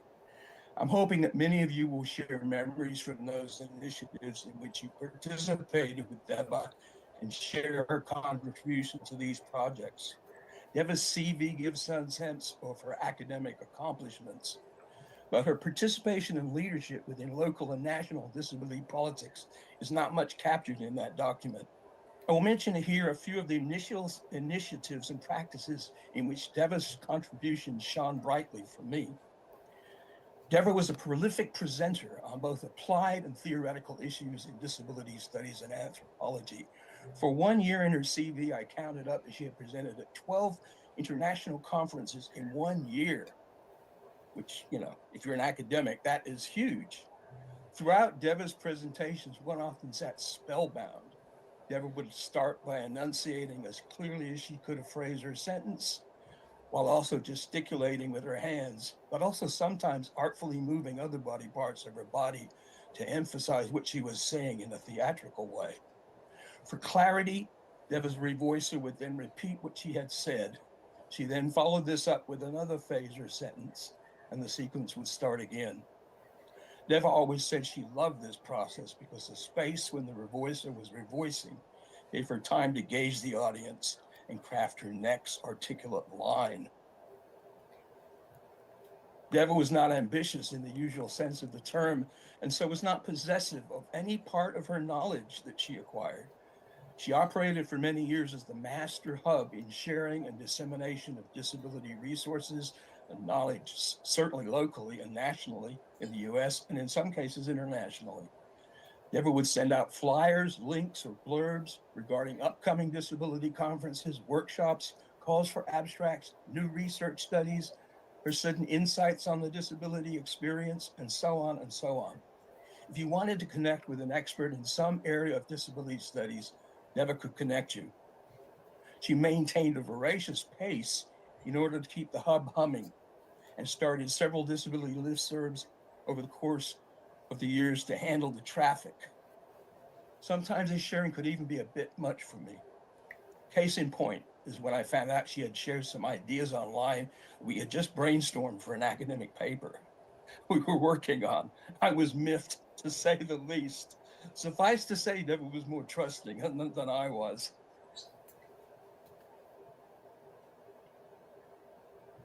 Devva's written contributions to disability studies and disability anthropology are of consistently high quality. Of course, I may be biased because for years during the late 1990s and early 2000s, I was fortunate enough to write several papers with her. A real passion for Devva was bridging the divide between the two academic fields in which she participated and wrote, medical anthropology and disability studies. Within medical anthropology, disability was seen as a poor relative to the primary focus on disease illness. While disability studies at the time was still suspicious of any field of study that had medical in its title. There were, of course, several scholars and researchers who at the time straddled both areas of study, but there were few who saw the full extent of Devva's insight of the mutual benefit that each could provide the other, both theoretically and methodologically. Devva has continued her work in bridging these two fields of study throughout her career, contributing conference papers, chapters, and journal articles to the rich mix. She has worked with several other collaborators in the past 15 years or so, perhaps most notably Pam Block. Devva has continually operated as the hub, networking with those interested in disability studies and medical anthropology. In fact, the fruits of Devva's labor can be seen in a new influx of scholars and researchers working at the interface of these two fields of study.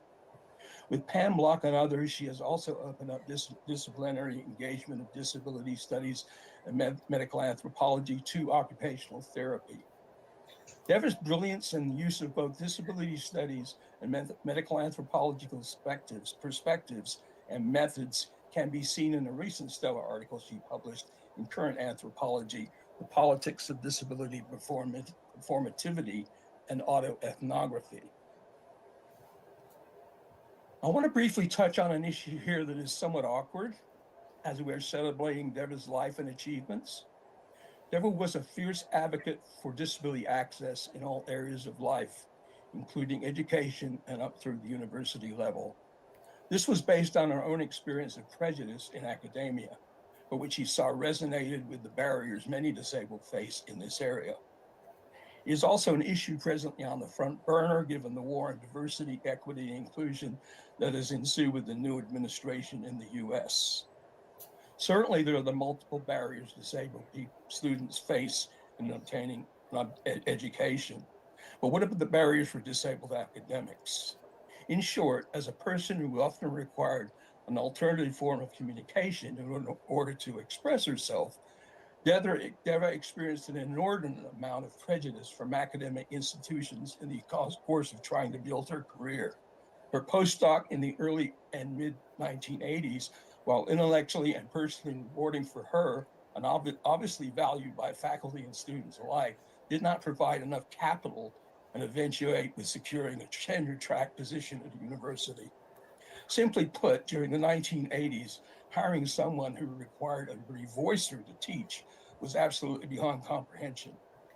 For most of the 1990s and up until 2001, Devva was the research director at the World Institute on Disability.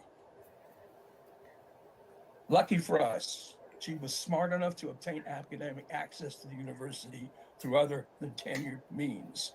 Devva, along with faculty assistants, was instrumental in establishing 2 iterations of the Ed Roberts postdoctoral fellowships at the University of California, Berkeley, from 1998 to 2001, and then from 2002 to 2007. She was the director of the program in the first iteration, and then the academic coordinator for the second. As part of the Ed Roberts Fellowship, she taught courses and mentored numerous students in disability studies and disability anthropology. In the years following, she has held an adjunct professorship at CUNY, which, as far as I believe, was a contractual appointment and not tenure track. I will not go into the huge limitations in pay and benefits for a contract academic as opposed to a tenured track academic, but they are substantial. Devva was also not able to galvanize the level of symbolic capital that are afforded to tenure track university educators within academic institutions. However, especially through her work at WID, the Ed Roberts Postdoctoral Fellowship Program, as adjunct professor at SUNY, her stellar presentations and publications, her work with the Society for Disability Studies and other national and international professional bodies, her work with community organizations across the US, and word of mouth via the disability community. With all this, she was able to creatively educate and mentor an impressive array of disability studies and disability anthropology students who can attest to her intellectual and applied ingenuity. I was once one of those students and would always be grateful for her mentorship and her deep friendship. Devva and I believe Matthew Wangman and I were going to be present at a conference. All week long, Matt and I had been hounding Devva, who was the lead on the paper, about what in fact our roles and what we would say in the presentation. I was getting increasingly freaked out as the week wore on. Then about an hour before we were supposed to present, as part of a larger session on communication and disability, in the lobby of the hotel where the conference was being held, Devva finally got on her hands and knees with a large sheet of butcher paper and began sketching out and verbalizing what all 3 of us were going to be doing in the presentation. Amazingly, that presentation stands out as one of the most successful I have ever participated in. Your impact on my life journey is incalculable. You were my mentor, colleague, co-educator, and dear friend. The memories I have about our time working and playing together will nourish me forever. Your generosity of spirit has always been a model for me. So has your commitment to being an ambassador for diversity, accessibility, and inclusivity in all areas of life. Your intellectual contributions to both disability studies and disability anthropology were groundbreaking. To all of us interested in the question of disability, you were the sharer of relevant information and the master networker par excellence. I will miss you deeply. Thank you for the gift of your being. That's it. Can we hear from Joan Ablin? Devva first came to the medical anthropology program at UCSF in 1983 as a postdoctoral fellow. Is this going okay? Go ahead. Devva and I clicked immediately, both professionally and personally. In the next several years, Devva and I wrote grants together and designed research projects. Her brilliance and boundless energy were readily apparent. At that time, Devva was treated for her dystonia with an experimental medication, I think was Artane. She obtained at NIH in the Washington area. We communicated well, and I could understand more than 50% of her speech. Her medication not only enabled her speech, but helped in other ways. Soon after her arrival, one day as we worked, she told me excitedly, after bringing a cup of coffee to the desk, "This is the first time in some 20 years I could carry a cup of liquid across a room and not spill it." Devva took that medication for her whole life, I understand. In 1985, Devva relocated to Eureka, a small city on the coast in Northern California, to assume the directorship of Humboldt Access, the Center for Independent Living there. Her sister's family were also living in that area, and that, of course, was very important to her.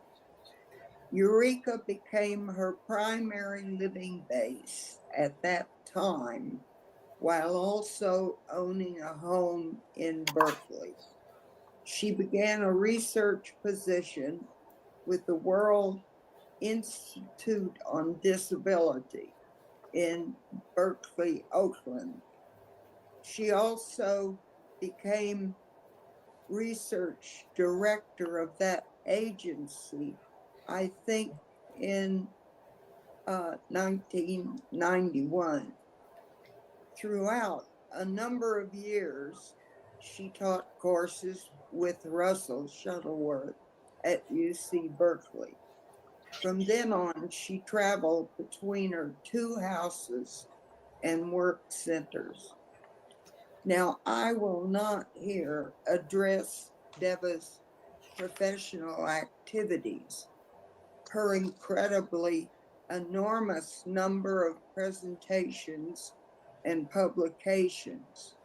These are easily accessible, but what I wish to talk about is her larger-than-life persona, which made her such a remarkably charismatic and very attractive person.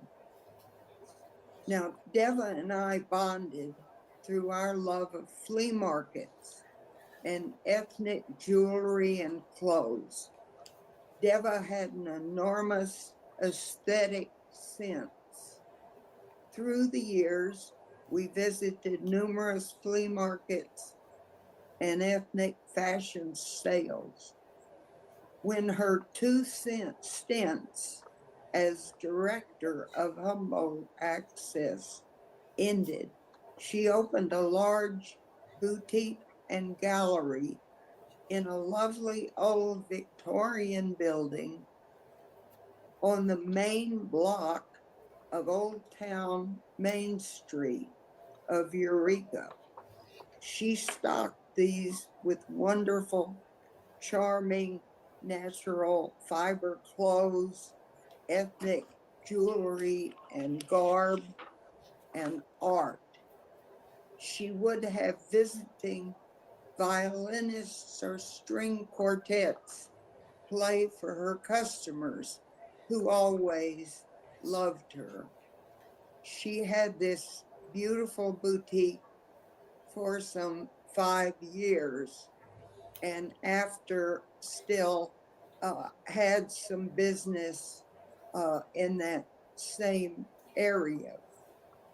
I visited Devva many times in Eureka and rejoiced in her successes. Devva was very active in the Jewish community of Eureka. When her husband-to-be joined the congregation, he contacted an elderly woman matchmaker. Now, perhaps you thought these have disappeared, but they haven't. Anyhow, he contacted this woman, the matchmaker, to contact Devva and plead his case. They married soon after and lived in her Eureka home.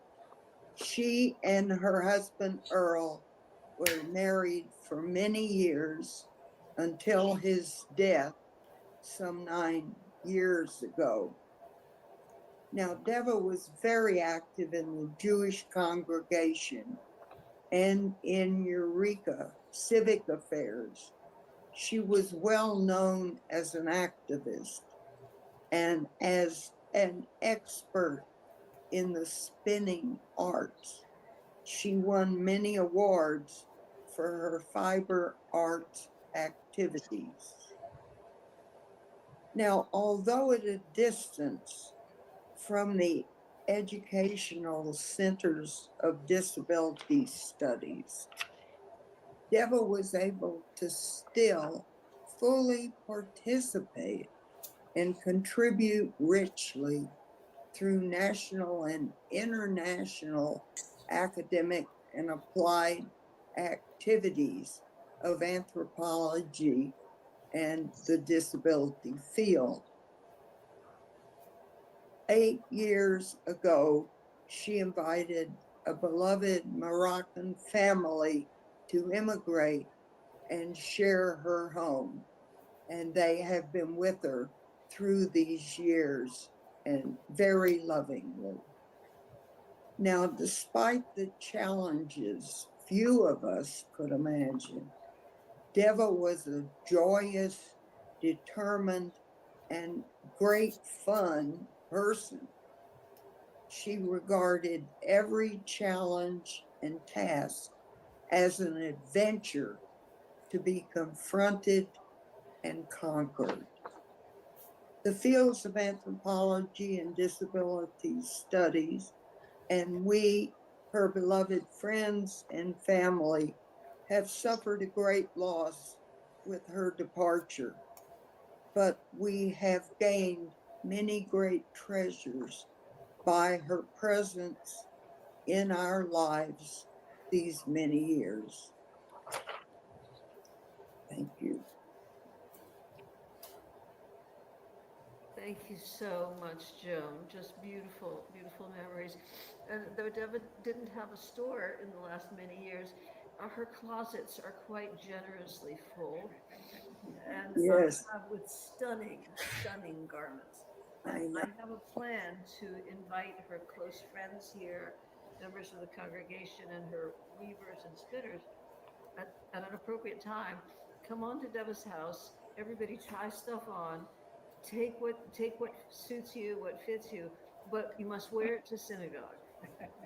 Yes. Wear it to synagogue. So when people walk in the door, we'll see her beautiful colors and her beautiful style. And I think that would be lovely. Thank you, Joan. I look forward to seeing you again soon. Thank you.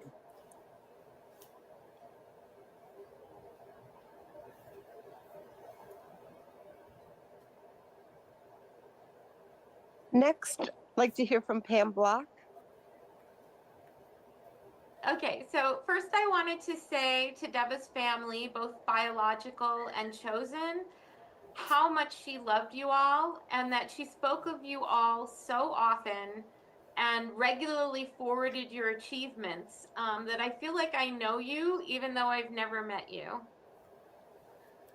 I often revoiced for Devva when we were together, So I actually decided that I would revoice for her here. So this is a reading from Participation, Time, Effort, and Speech Disability Justice, which we co-authored as a chapter in a book called The Politics of Occupation-Centered Practice. It was published in 2012.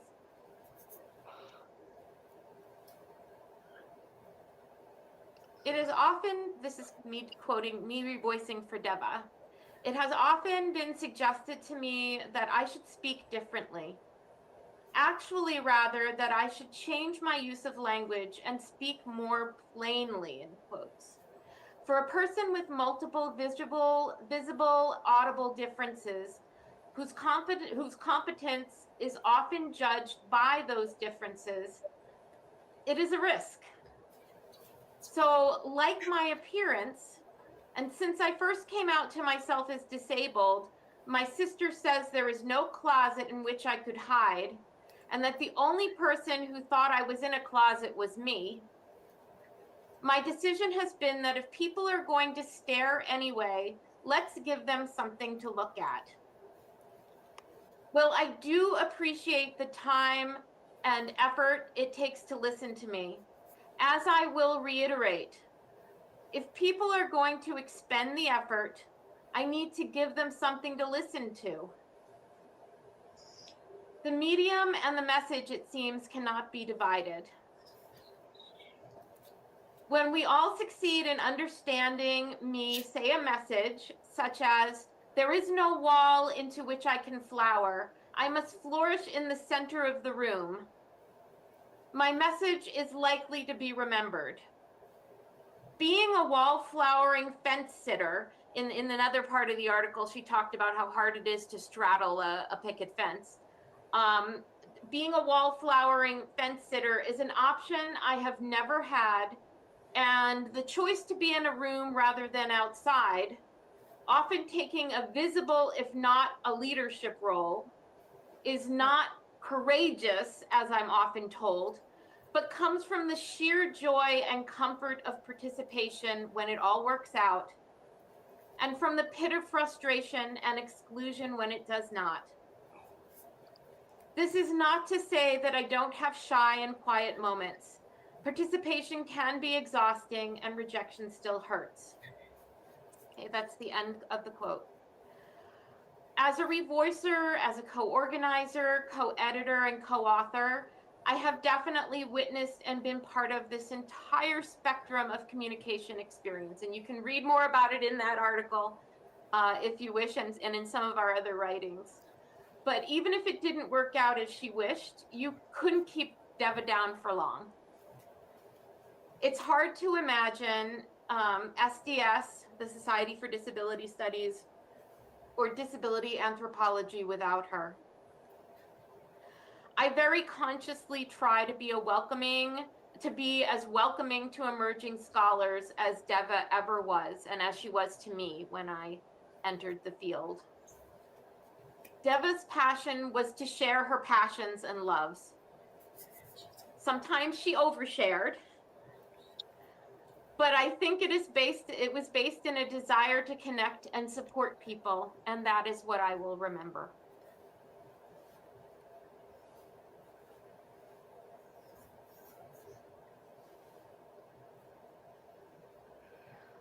So next up is Mark Friedman, who is one of her colleagues at the City University of New York. It's tragic and wonderful to be together with everybody. I address my remarks to Devva's family because in my experience, many of you knew her as a beloved family member, sister, daughter, sibling, aunt, niece, but you may not have known the immense regard in which she'd held by her colleagues and the profound impact she had in the world of disability rights and education. We've heard from a few people tonight, but I want to expand that. Devva was my colleague at the City University of New York for many years. She taught disability courses for almost 10 years, but she was more than an educator. She was a force for change. As many of you heard, she inspired many of her students. She changed the world of disability. You've heard some of the positions that she held as a disability activist, a scholar, a teacher. She improves the lives of thousands of people with disabilities, including many she never knew. Her work expanded and moved and was felt beyond her. Many people never even knew her were affected by her work. She was a role model to several thousand students that she did teach. They learned from her and went on to impact many others through the work and advocacy. And so Devva's work continues through the many other people that she taught. Through her teaching, she inspired many of her students to continue the fight to improve the lives of people with disabilities. The impact of her work went far beyond the people she knew and interacted with. Her advocacy, writing, and teaching has a long, long legacy and will stand for decades beyond her passing. More than just teaching, Devva showed us all how to live a life of deep moral conviction through both her teaching, her executive director, but through her Jewish roots. She was more than just an activist, a teacher, a scholar. She upheld the highest standards of ethical behavior, and she served as a role model for all of us. Her life and work will continue to serve as a model for a life well lived. It reminds me of a passage from my own, Jewish upbringing, from the Talmud by Rabbi Tarfon, who lived 2,000 years ago. And he said one of the most famous sayings, "It's not up to you to finish the work, but neither are you at liberty to neglect it." Devva lived this life. She lived this saying. She lived this bringing about things that would pass beyond her. She helped so many advocates who came before her and after her. She never gave up in dark times. She always pushed ahead, finding hope in all the people she interacted with. In summary, her life serves as an example of how one person can make an extraordinary difference. Her life challenges all of us, particularly in these dark times we face, to continue the fight for disability rights and inclusion that she so valiantly fought for. Let us remember Devva's life well lived, and as we continue our work all together on disability equality and inclusion. Thank you for having me.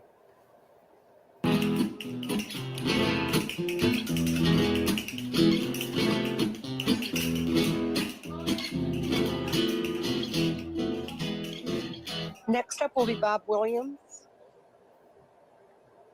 Good afternoon. In addition to the obvious, Devva and I shared much in common. For example, here is a bit of trivia for you. Devva earned her undergraduate degree at Clark University.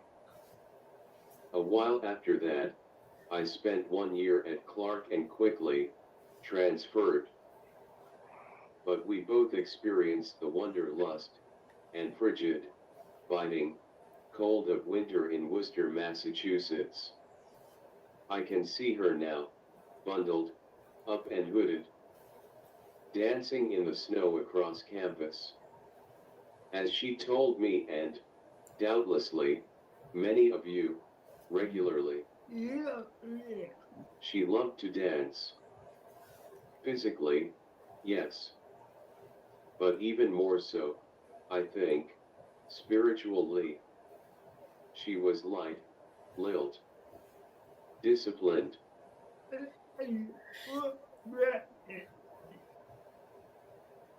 and so passionate in living life. Her research, writing, mentoring, weaving, and all things, Devva. Her body of work and contributions to disability rights as core human rights is voluminous.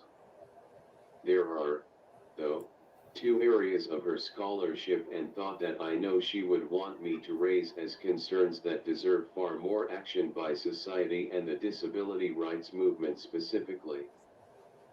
The first relates to the near total absence of what she and Pam Block refer to as speech disabilities justice and the egregious harm it perpetuates. The second relates to the planned, or unplanned, obsolescence of assistive and mainstream devices and the angst it creates in the lives of baby boomers with significant disabilities, robbed of the agency they afforded us for decades. You can find her writings on these and other matters by going to the Google Scholar link provided in chat. Let me close by paraphrasing a line from Jackson Browne's song. To a dancer,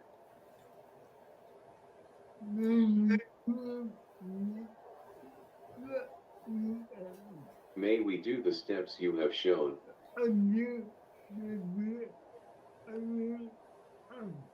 Until they become our very own.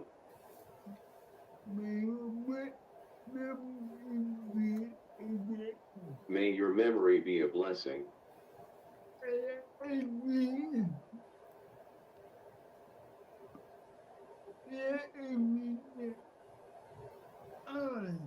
And a beacon, always.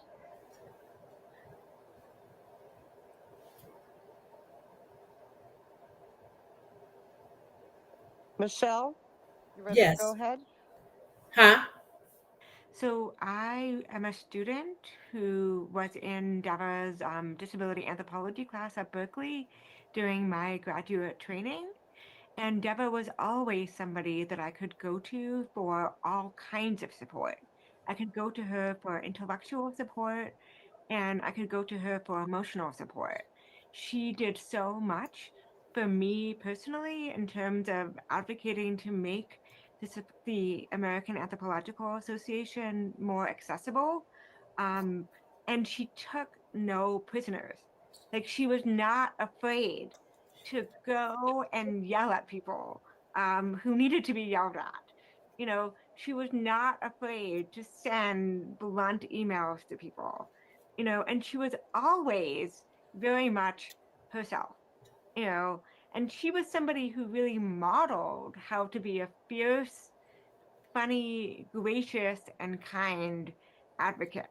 You know, she always welcomed people in. So what was so amazing actually was she would yell at people and then she would welcome them in. You know, she didn't really hold grudges in a way that I think other people might, you know, and it always felt like she was ready to embrace everybody in a way that I think it's just so important. Like the way that she modeled that generosity is so beautiful. And I see her as such a role model in that way, you know, and people have talked so much about her writing and how important it is. And I just wanted to talk a little bit about her mentorship. I remember there was an auction at the Society for Disability Studies, and one of my first book was up for auction, and Devva saw that nobody had bid on it, and she bought it, you know, and then she asked me to sign it. And she was just, I mean, that was the kind of thing that she did, you know. And I have a child named Saffron, and she loved to sing. I'm just wild about Saffron, and Saffron's wild about me, you know. And we would have a lot of trouble communicating because I'm deaf and she's difficult to understand. And the way that she modeled communicating was so wonderful. You know, she had this infinite reservoir of patience, and also, as Russell and others said, she was able to draw on so much to try to communicate. You know, she wanted to communicate. She wanted to reach people, you know, and even things like I'm just wild about saffron became a way of connecting and sharing joy and just, you know, exerting that she cared, you know. And to me, she was such a role model. Like, she was somebody who was always in my corner and the corner of other younger disability anthropology scholars. You know, she was somebody who was really here for us in a way that so few people were. Um, and you know, I was thinking there's such an outpouring of love for her, as there should be, and I wish that she could hear this.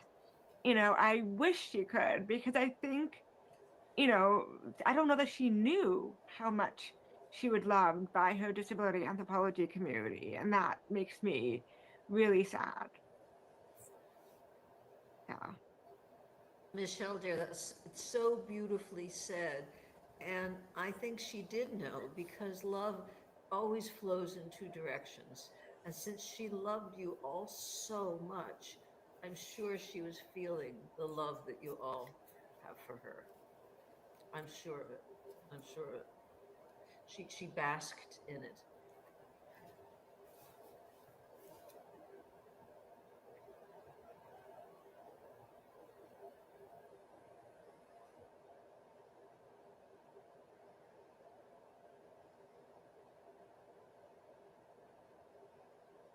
I'm a disabled anthropologist as well, and I met Devva maybe in the late 1980s. Devva, I think aside from myself, who I obviously know, Devva was the first disabled anthropologist I had ever met, and she just took me under her wing in so many ways, and she made me feel like I had something to share with the world, that my positionality as a disabled person and anthropologist mattered, and that I should voice my experience. And she was always just so warm and caring, as so many people have said. And and Devva and I sometimes, like everybody else, we would have trouble communicating, but she would always start out slowly, and then she would become so animated because she was excited about what she had to say, and that's when I would get lost sometimes. And when our communication just broke down completely, she would just reach out her arm and rub my back, because human touch, it communicates so much, I think. And Devva then introduced me to other disabled anthropologists. She included me in publication opportunities and panels and other forums. We would have dinner together, at the AAAs or at SDS. So we socialized. I remember when she and Russ were teaching together, and I taught in Massachusetts, but I would come back to California, where I grew up, to the Bay Area. And I remember Russ and Helen Makosha and Devva and I just piling into a car one day and having a wild time in San Francisco. And she invited me, or she figured out a way to include me in Guatemala for a couple of weeks. She was there teaching in it was a field school essentially on anthropology and disability and occupational therapy. And we shared, we stayed in the same we stayed in the same boarding house, and we just had great fun together. That was probably the most prolonged opportunity I had to just kind of hang out with her. And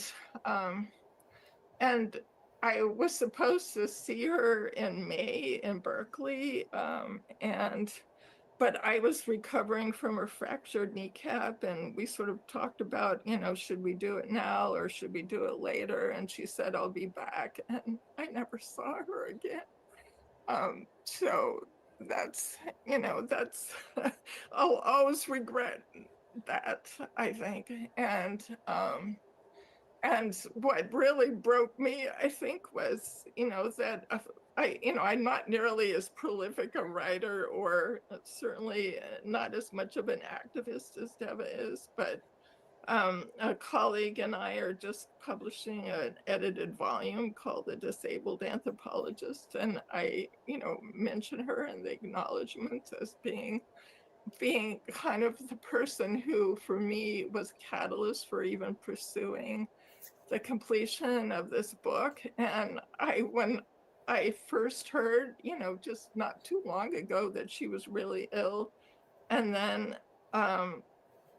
and in hospice, I think what triggered me, what just made me break down and sob, was the fact that she would never see it. She would never see the book, and I felt like in some sense that book wouldn't have existed without her. And so that's what I have to share today.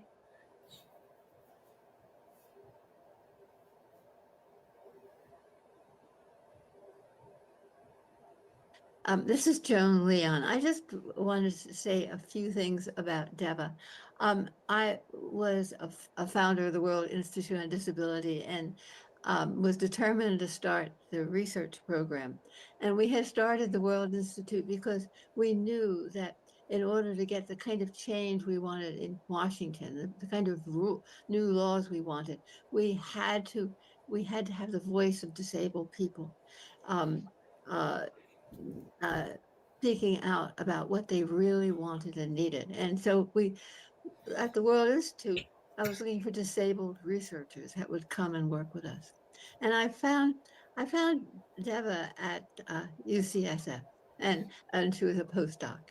And she came over to WID and she worked with us first on attendance services, and then she was really good at surveys, and so she was doing a survey of young people with disabilities and whether they were how happy they were, and she really found out that there was young developmentally disabled people, and her survey showed that they were much more content and happy and thought they had opportunities and possibilities than their parents did.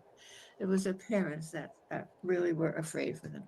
But Devva, I wanted to make sure to tell you that one of the things that Devva did for us is she was the research director during the time, and we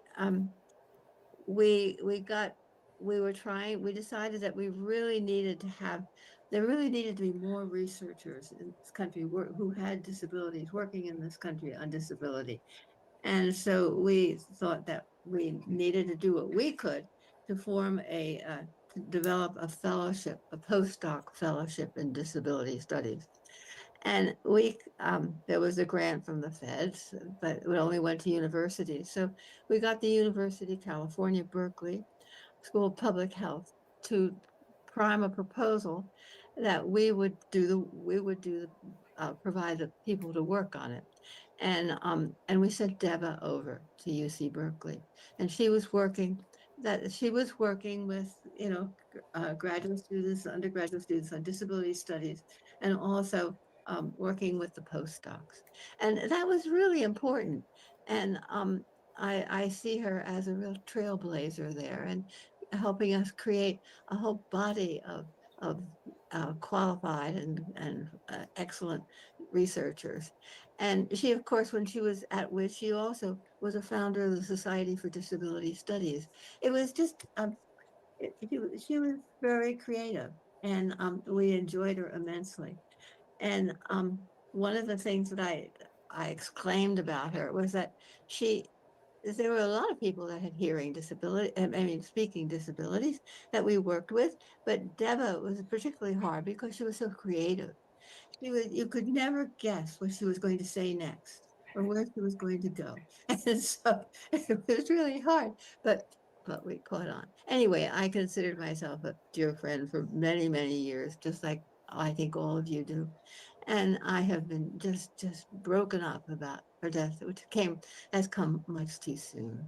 And I don't really believe that one should mourn someone's death for long, and to think rather that life is complete. When it ends, it's a complete life that has come to an end. But with Devva, I'm having a hard time with that because there's so much more that she could do.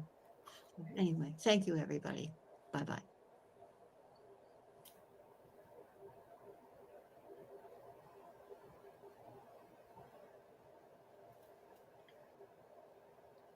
We don't have any sound on the audio.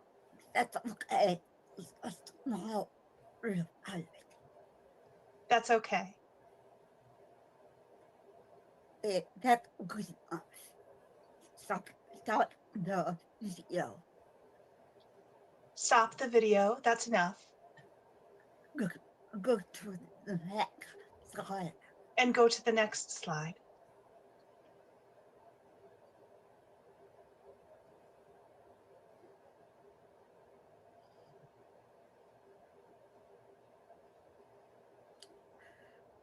I open.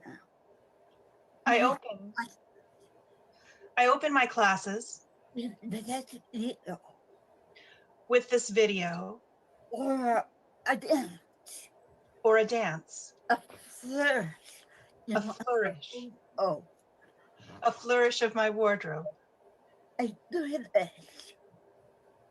I start this way. To destabilize. To destabilize. My audience. My audience. It shows off what I clearly can't do. It shows off what I clearly can't do. At the same time that it trumpets. At the same time that it trumpets. What I can do. What I can do. That no one would expect me to do. That no one would expect me to do. And that they can't. And that they can't. Okay, by the way. You didn't miss anything.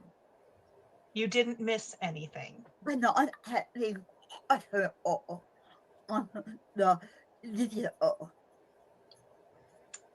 By not having audio on the video. Because the joke is that I can't understand myself. That I can't understand myself. And I realized that halfway through.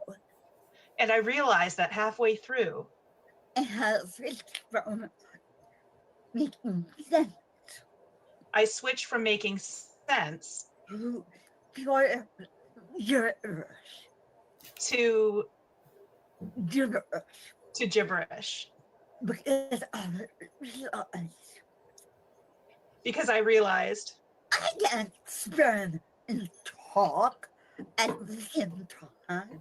I can't spin and talk at the same time. Next slide. Next slide.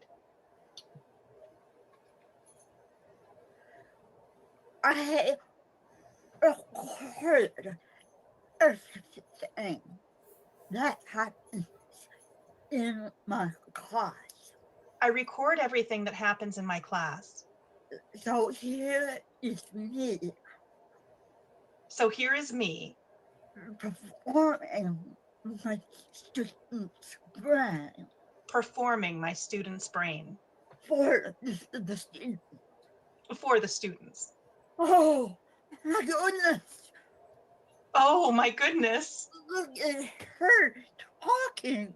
Look at her talking. Now, if you're not on gallery view. Now, if you're not on gallery view. Go to gallery view. Go to gallery view. So you can see me. So you can see me. Look at how her face contorts.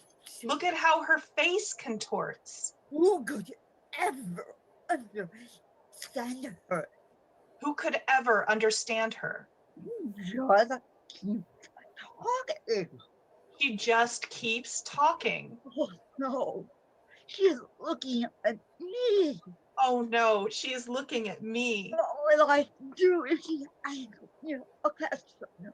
What will I do if she asks me a question? How will I even know it's a question? How will I even know it's a question? What should I do? What should I do? Do others understand her? Do others understand her? Am I alone? Am I alone? Poor babies. Say again? Poor babies. Poor babies. Of course, they can't. Of course, they can't. Think that. Think that. And listen. And listen. And listen. At the same time. At the same time. Next slide. Next slide, please.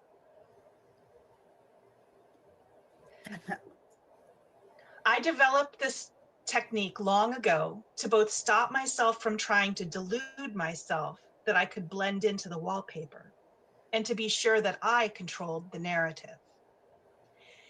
And the slide depicts an image of Devva. It's in profile, and she's dressed with a tiara. She's wearing glasses, and her long flowing gray and dark hair, fairy wings, and holding a wand with a star.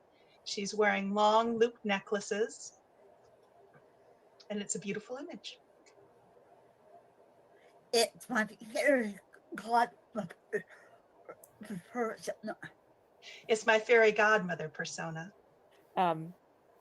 When Devva first introduced me to disability studies, we collaborated on a paper because, I know she loved handmade things, but she also loved technology when it made life easier. And the problem with many technologists is that they think they know what you want, but they don't actually know. She only published 2 papers in my field.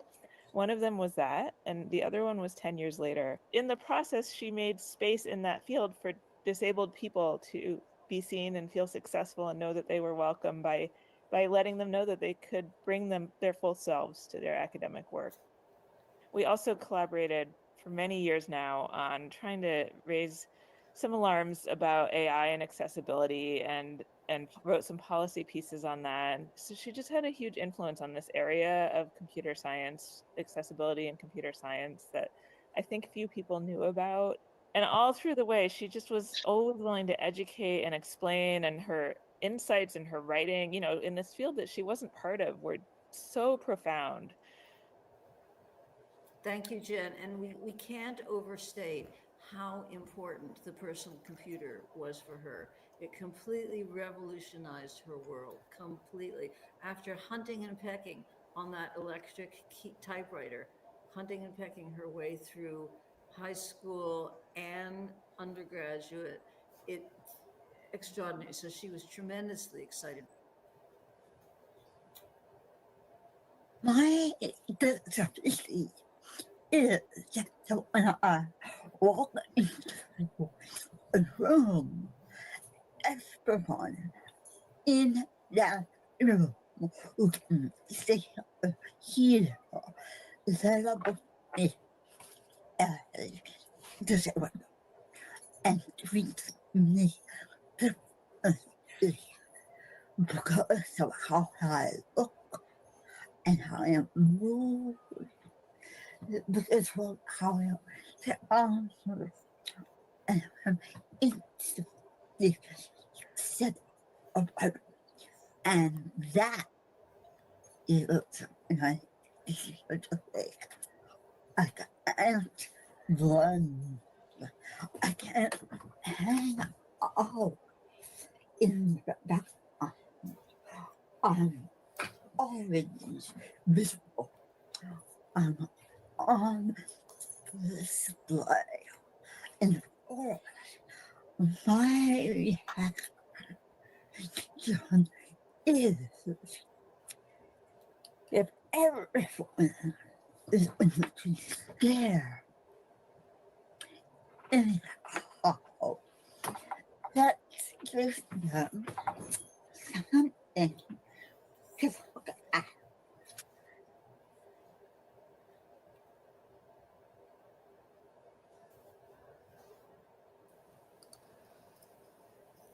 Wonderful. Susan, as we wrap that up, I bring that off the stage and we bring this to a close. I had watched that last night, like I said, and just listening to it again in the background, I actually heard it differently for the second time. So I think that was wonderful tribute to kicking off this series for Devva. And I feel like I'm a better person for having experienced this. So thank you for helping us come together. Thank you for letting me share her. And so let's go ahead and wrap things up. Gordon, if you are still there, would you like to go ahead and say some final words? Gordon is still there. Yeah. And Yes, hey, of course.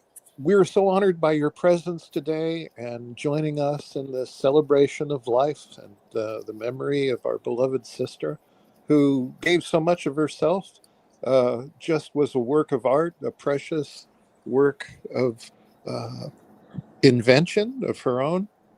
What a charming and wonderful woman. What an inspiration, dare I say.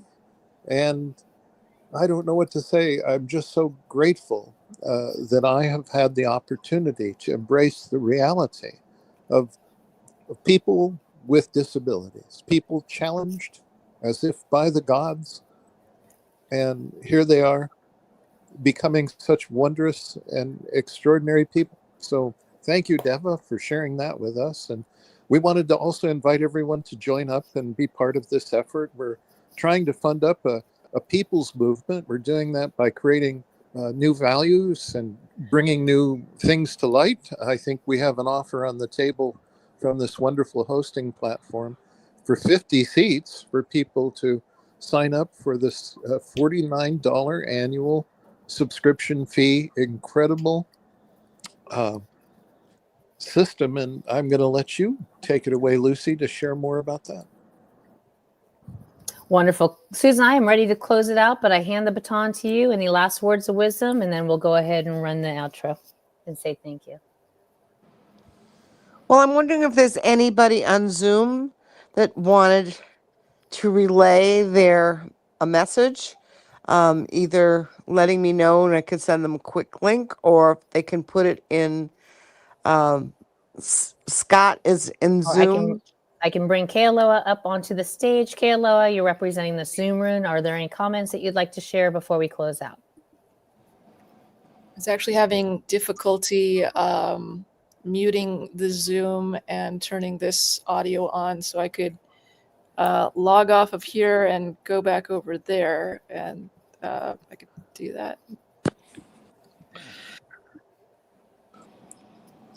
Well, hello to the Zoom room, and thank you for registering and joining up through Zoom.